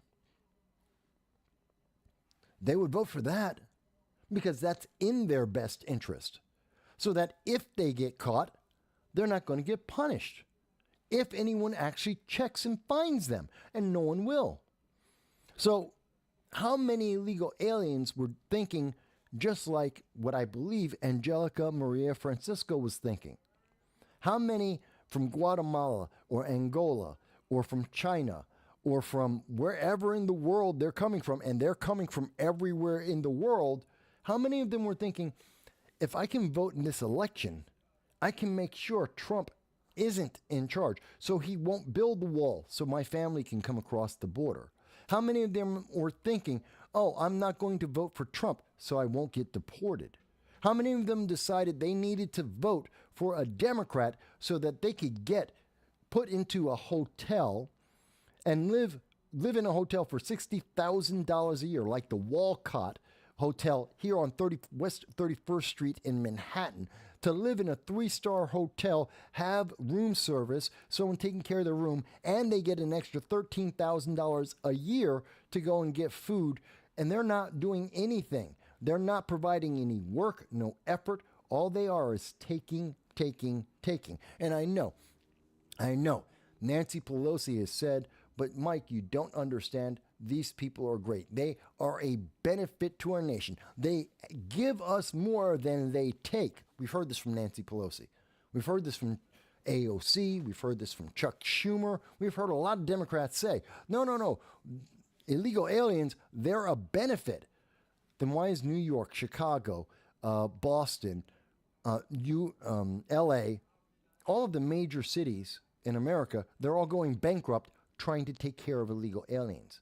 Where's the benefit? I got a great idea. Let me give you hello, Dan. Dan Sheehan says, I like chicken. Anybody else? That's interesting. Thank you for the comment, Dan. So here's the solution. I have a solution. It's kind of like what we saw the United Kingdom decided to do. The United Kingdom, under Rishi Sunak, were setting up Rwanda. They were going to deport their illegal aliens and send them to Rwanda because they're so successful. They're such a benefit. They bring in so much wealth. Rwanda is a poor third world nation. Send them to Rwanda. They'll build Rwanda. Rwanda will have a boost in its economy, taking in all these illegal aliens that will now be legal aliens. They'll go to Rwanda and they'll help build Rwanda. It'll become a second world nation because the illegal aliens, they add. Isn't that what we're told? Isn't that the answer? Shouldn't we do something like that? Because that's what Germany is now looking to do. Now that the German government just elected a more conservative, right-leaning government, a third of the government is conservative, right-leaning, and now they're saying, okay, great, we've got all these illegal aliens. They're doing nothing but increasing inflation and draining all of our resources from our own people. Here's a great idea. Let's take those illegal aliens and we'll send them all to Rwanda. England already spent hundreds of millions of dollars to get everything set up and prepared. Let's just send them to Rwanda. They're such great people. They're so capable. Then hell, it's going to be a boost. It's going to be a boon for Rwanda. They'll fix up everything and turn Rwanda into a second world nation. It's good for Rwanda. It'll be good for African economy. It's good for us. Let's just ship them all over there. And I have to say, that seems like a pretty good idea. Let's do that. Let's take all of our illegal aliens, individuals like Angelica Maria Francisco, who are voting in our elections, and we know they are because the government arrested her. So let's take these people and let's send them to Rwanda so that they can be a benefit to the Rwandan government, so that they can give all of their wonderful benefits to Rwanda. Rwanda needs the help. They're a third world nation. They're poor as dirt. They need help. And maybe they can go from Rwanda to, I don't know, Botswana. They could go to Uganda, all the various African sub-Saharan nations, Chad, Niger. They can go through all of them and they can help improve those economies. Let's send them all over there. Isn't that a good thing? They'll be able to build up their own nation. They'll be able to build up the economy. They'll be able to support themselves. Let's send them all to Africa. Oh, the left says it's not a good idea. Why? The left says, well, that's racist. How? How is that racist? I didn't say we're going to take just the black illegal aliens. I didn't say take the illegal aliens with brown skin. I said, take them all. Take them all. I don't care where they come from. They can come from Russia. They can be coming from Poland. They can come from Canada. I don't care. Take the illegal aliens, all of them. Send them to Rwanda. I don't care where they come from. Oh, but that's cruel and unusual. Why is it cruel and unusual? They're not our people. We're just trying to help them have a better life. But they won't be able to live well in Rwanda. Wait a minute. You told me that they're such a benefit. They help. Rwanda needs help. We'll be able to help Africa, sub-Saharan Africa, At the same time that we're helping those illegal aliens, they'll be able to have a better quality of life, build up their own nation. They'll be able to enrich Africa and Rwanda. Why is this a bad idea? Unless you lied. Unless the Democrats and progressives that told us these illegal aliens are such a wonderful benefit, if they were lying to us and these illegal aliens aren't a benefit, that they don't add positively to the economy, that they don't help build infrastructure, if they're only a drain, if they're only negative, well, then we've been lied to. So why do we have them in our country in the first place? Oh, but we're not supposed to talk about that. That's ist and phobe. Ist and phobe. You can't say that. Why? Why is it racist? Why is it phobic? Because nothing I said has to do with anyone's gender or their sexuality or their sexual preferences. I don't care.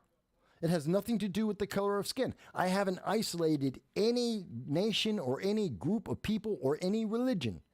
There is no phobe. I said, if they're an illegal alien, period, point blank, and we know we have illegal aliens from every country in the world, take them, the illegal aliens, whomever they might be, send them to Rwanda. That's what I said. How is that ist? How is that phobe? Oh, it's not. But it's MAGA. America first. Yes, it is. Well, that's racist. How? Why? How is it racist? Why is it racist? What makes it racist to say, I want my country to be the best country it could possibly be? And that's what you get from them. Silence. All of a sudden, they don't know what else to say. I don't know. But at the end of the day, if there is one illegal alien that is voting in elections for their own benefit to protect themselves for when they get caught and when they're trying to help other illegal aliens enter America, that they're abusing the system, if one of them is doing it, there are thousands that are doing it. If even just 10%, even if it's 1% of the 8 million illegal aliens that have entered into the United States, if only 1% of them are criminal, if only 1% of them are doing what Angelica Maria Francisco has been accused of doing, that's 800,000 illegal aliens voting in our elections. 800,000 illegal votes. And that changes elections. It's exactly what the Chinese are trying to do in New York. They're changing elections. They're changing who's in charge. They're changing the laws that get passed. Because I guarantee you in 2016 and in 2020, you know Angelica Maria Francisco was voting straight down the line Democrat. She wasn't trying to elect Republicans who want to build a wall.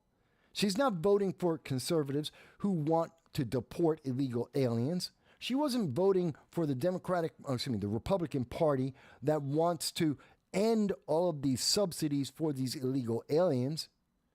She's going to vote straight down the line Democrat. That changes the election. That changes our nation. But we're not supposed to talk about that. We're not supposed to think about that. No, instead, we're supposed to be called an ist and a phobe and be silent as they change our country. I don't know. Maybe it's me. But again, this isn't me. This isn't someone made it up. This is coming from the United States government. It's not Fox News. It's not the right wing. It's not Republicans or MAGA. This is the United States government under the Biden-Harris administration. So, what's the answer? I asked the left. I asked the progressives out there, what's your answer? Because here's the proof. We know it is happening. And again, if it's just 1% of those 8 million illegal aliens that are committing these crimes, that's 800,000. That's a hell of a lot of votes. But, you know, They hate it when you point out the truth. They hate it when we point out what's happening in our nation and how it's affecting each and every one of us. Well, let me correct that. It's not affecting each and every one of us. It's affecting some of us. I mean, as an example, let me point out Mark Zuckerberg, who, and you can see here with the BBC, he revealed that the White House pressured him to remove American citizens' First Amendment rights, that they were pushing misinformation and disinformation. They were silencing the American people in violation of the First Amendment. That came from the White House. This is Mark Zuckerberg admitting this 2 weeks ago. And by the way, did you know 2 days ago, Mark Zuckerberg gained $56 billion? Gee, did that have anything to do with the White House? He obeyed the White House, did what they said. He was forced to take away people's First Amendment rights, which he feels really, really bad about, as he makes $56 billion just this year. And we're only into the 10th month of this year. Excuse me, 9th month.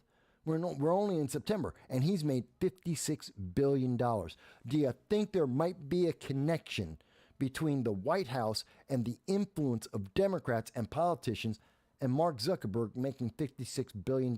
You haven't heard about, you've heard about Amazon screwing up. You've heard about X and how much the left hates that, but you're not hearing about Facebook.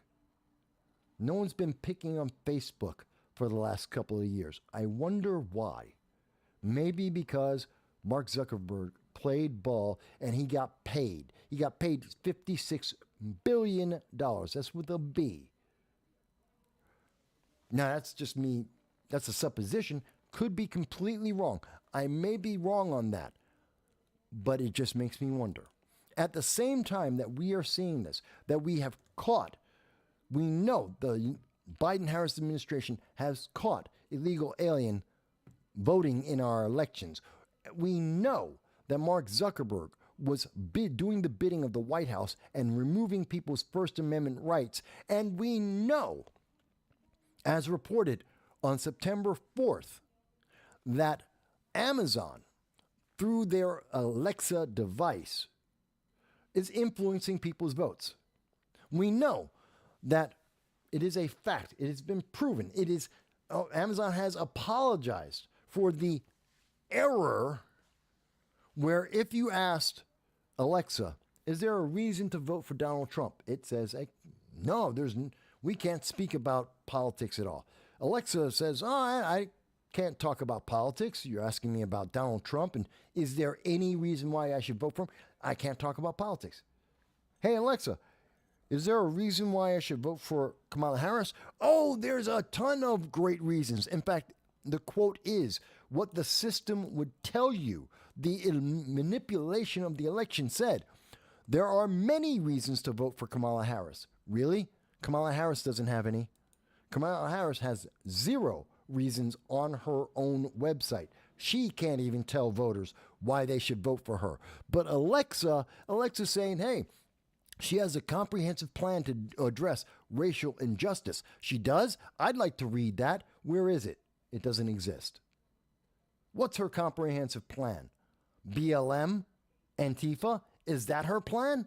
Because that's what she supported in the past. I don't know what her plan is. There is no written plan. Alexa goes on to say, this is Amazon speaking. Amazon says, she has a tough on crime approach. She does? You mean like with the southern border? Like with the case of the illegal alien we just were talking about? Are you talking about that? The 8 million illegal aliens that entered into America that she doesn't want to deport? About the defunding the police that she said she believed in 2019, in 2020. And ever since then, she's been back and forth about whether she might or she might not be against that. That's the tough on crime approach we're talking about? Goes on to say, and her record on criminal justice, you mean keeping innocent men in jail, which she did as the Attorney General of California, Kamala Harris, kept innocent men in jail. That's a fact. Again, that's her history. I know it's hard to find it now on Google because Google changed the algorithm, and so it's hard to find that in the search, but it is historic recorded fact that she did keep innocent people in jail because they were working for the state of California. Their work was basically free. They're prisoners. They're working for California. So she kept them in. And of course, Amazon continued to say, hey, and illegal immigration reform, her record on legal immigration reform, 8 million illegal aliens on her watch, 3,400% increase in the number of known and suspected terrorists on her watch. That's just an impressive number, isn't it? And those are impressive numbers. They're not impressively good. It's a very negative impression, but it's an impression. That makes her a compelling candidate for what? To run hell? I don't know. Maybe it's me. Maybe it's me. But I think when we see this is the social media that Kamala Harris wants. This is the interference that she wants to keep. And I, and this channel, and you watching it, we're the people she wants to silence. We're the misinformation because we're actually looking at the evidence and not just obeying, not keeping our head down, not asking a computer device, the Alexa in our house, effectively asking Amazon, a company, who should we vote for? Oh, no, I don't want to do that. Well, then you're the problem. You should obey Amazon. Oh my God, this is crazy, folks.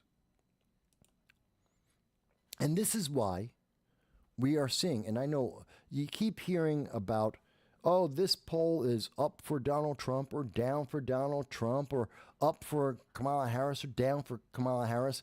The reality is they're all in the margin of error. Every single one of these polls, well, virtually every single one of these polls are in the margin of error. There is no decisive lead at this moment. None. There was a decisive lead when Joe Biden was in, and that was for Donald Trump. Absolutely. It's why the Democrats kicked Joe Biden to the curb. Even though he has dementia, even though he's old, even though he's a zombie part-time president, they kicked him out. You don't hear from Joe Biden anymore. They're done with him. They've used him up. Kind of like Dianne Feinstein. No longer useful, she died. Then they moved on. They used her till the moment she died. They're using Joe Biden till the moment he dies. He's not useful, they threw him out. And they moved on. But here's the thing I want you to see about this that I think is very important.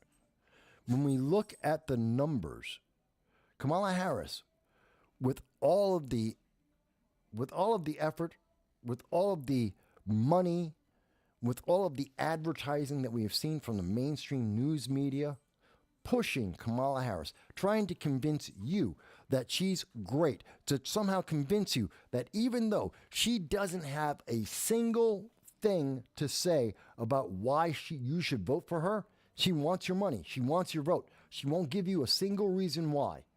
Nothing is in writing. Well, guess what? When you look at that, she's peaked. Notice how her support is flatline. It's not getting higher. She's at roughly 47% and stuck.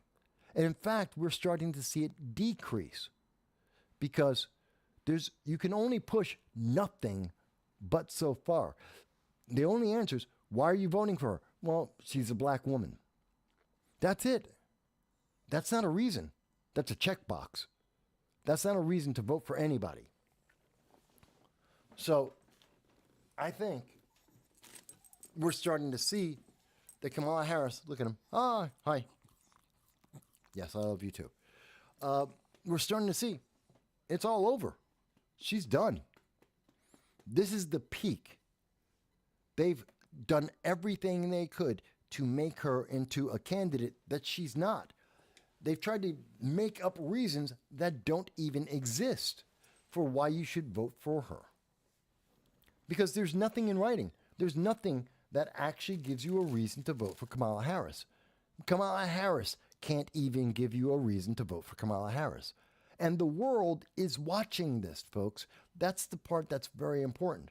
The world is watching and seeing how we are subverting everything that is about America. We're destroying freedom. We're destroying choice. We're destroying our voices, our free speech. We're being corrupted from within by countries that we normally would call our enemy.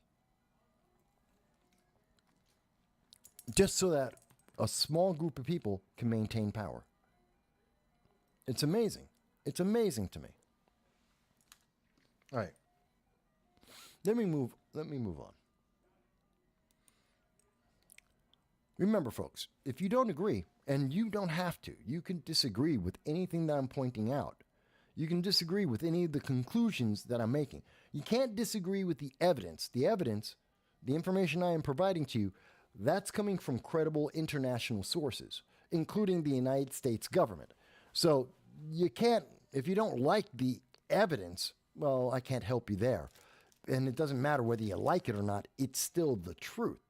So that I can't do anything about. But if you disagree with the conclusion I'm making based on what the evidence is showing us about the Chinese Communist Party's influence in politics, in Democrat blue politics, you may have a different conclusion than I do. Please try and tell me what it is, because the evidence says what I've just said. You may have a different feeling about illegal aliens voting, but the evidence says I'm right. You may have a different conclusion. I'm happy to hear it. But remember, the evidence, I start with the evidence, and the evidence says that's the case, that this is a problem. I know, the mainstream doesn't want to talk about these things. The mainstream doesn't want to tell you that the economy is all screwed up right now. They don't want to talk about, notice they didn't mention the unemployment rate went to 4.2%. It was at 4.3%. Now, was that a big difference? No, not at all. Almost meaningless. But there is something meaningful in the numbers. And this is coming from the Bureau of Labor Statistics. The number of people who are working part-time increased. For every reason. Part-time because there's not a lot of work. Part-time because they could only find work. Part-time for every reason increased versus last month. There's more people working part-time because of the Biden-Harris administration and their policies and how it's affected the economy than anything else. That's not the only thing, because if we go back, and this is again from the Bureau of Labor Statistics, I don't need to make anything up. This is the numbers from the government itself. Well, we know there are more people, they stopped counting. They're not counting. The number of people who they don't count in the unemployment rate, that went up. But they're not going to count that, so that doesn't matter. You know what else they don't count, what they're not telling you about? That we've seen everything increase in proportion. It's scary, folks. The numbers are telling us the truth. And we know that I keep pointing at the Democratic Party because look at what we have. In New York City, as yet another example that came out today, we know that the Democratic Party under Kathy Hochul has been getting its advice from China through the Chinese spy. We know that the New York, Eric Adams, the mayor of New York, the progressive, the practical progressive, that's what he called himself on CNBC the day he won the election. He called himself, he is the practical progressive. All of his staff are being investigated. The federal agents raided the home of the New York Police Department Commissioner Edward Caban, as well as multiple other members of his administration. Now, this might be because Eric Adams had the balls to tell the Democratic Party, I have too many illegal aliens in New York. Do something, please. New York is bleeding $5 billion a year on illegal aliens. Nancy, I know. You think that those illegal aliens, they're actually helping the economy? They're not. New York City is bleeding $5 billion a year. That's just New York City by itself. That's not New York State, where we have even more illegal aliens. That's just 150,000 illegal aliens in New York City. And they keep the border open. Eric Adams won't close the border. The Biden administration, Kathy Hochul, won't close the border. But we're losing $5 billion a year, and we don't know where the money's coming from. Oh, well, the federal government, please give New York City $5 billion. Just print off $5 billion. By the way, every dollar they print, the poor become more poor. Every dollar they print that we don't have, all this money we're spending on people who aren't American citizens, makes American citizens more poor. That's just the reality of what we're seeing here. Let's see. Nope, that's not what I wanted.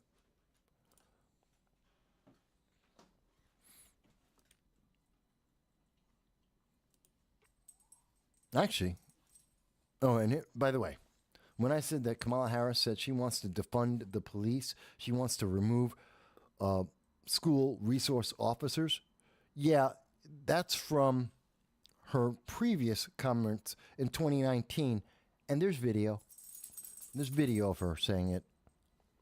Matter of fact, let me play it for you right now. About demilitarizing our schools and taking police officers out of schools. Demilitarizing our schools, getting police out of our schools. Who saved the kids in Georgia? In every single school shooting, how does it end? Because there is an armed individual that confronts the shooter every single time. Tennessee, Uvalde, Georgia. In fact, not just in the schools, in every mass shooting. The, what's his name? The Buffalo shooter. The black New York City subway shooter. They stop when they are confronted. That's it. And Kamala Harris, you saw the words yourself. It's on the screen. She wants to get, here it is. She wants to demilitarize our schools. That means getting the police out, getting the security of the school resource officers out of our schools, to leave our kids less protected, not more protected. Now, you may have seen my puppy just a moment ago, and that's because, I don't know, he's got a cold or a bug or something.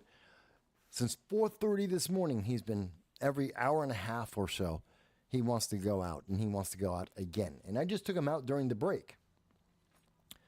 I don't know what's wrong with that dog. He's getting old. He's 13 years old. You saw the puppy. He's 13 years old, so who knows? Maybe it's the food. I don't know. If anyone knows if Hill Science Diet, that's what I'm feeding him right now. Hill Science Diet. Maybe it's that? I don't know. If anyone knows, please type it in the comments after the show. Let me know if you think there's a better old dog, small dog, old dog. If there's a better dry food for him, please let me know. I'll be happy to buy it. But we've been talking roughly for 5 hours now. 4 hours, 5 hours, something like that. And I think it's been clear. Now, yeah, I was asked, the very first question I was asked today was, G. Mike, who would you vote for? Who do you think's going to win? And the answer is Trump. Because consistently, when we search for it, we don't find any current answers, even from Kamala Harris, about why you should vote for her. And I take her at her word. If she can't figure out a reason why we should vote for her, I'm not going to vote for her. I would never tell anyone to vote for her. She doesn't have a reason. She won't give you a reason. But the things that we do know about her, the past that we can find, tells us that everything that we are dealing with right now, she will make worse.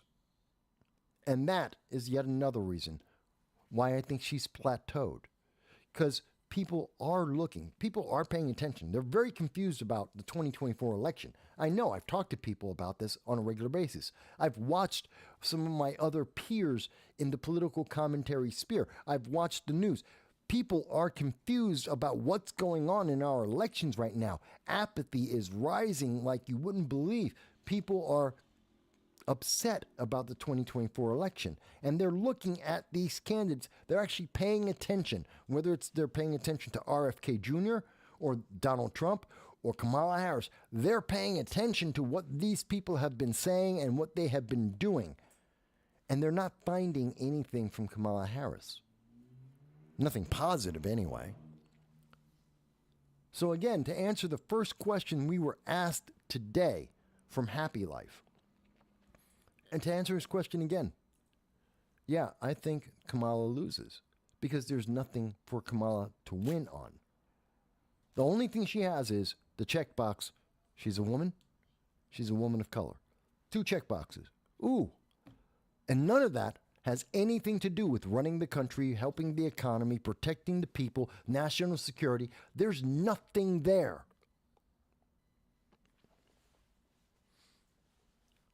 All right. Let me finish up. We're going to go a little early today. Again, my dog is acting up. I don't know why he feels bad. But let me finish up with this thought. Again, I want to remind you, every Saturday at 3 o'clock, we'll be doing a palate cleanse. We'll be talking about sci-fi. I'll eventually be having guests join me. I'll be having some gaming that'll be on there, but we'll be talking about sci-fi. That's every Saturday as a palate cleanse to try and balance out the insanity we see happening with the election.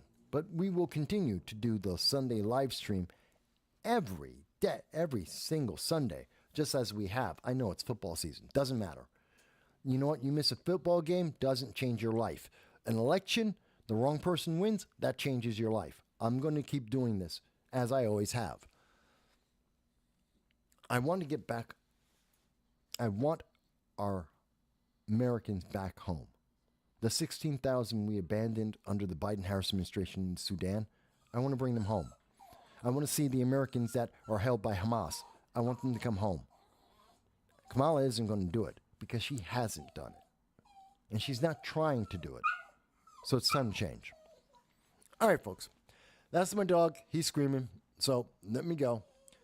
I thank you all for being here with me. I appreciate each and every one of you. And I'll talk to you again very, very soon.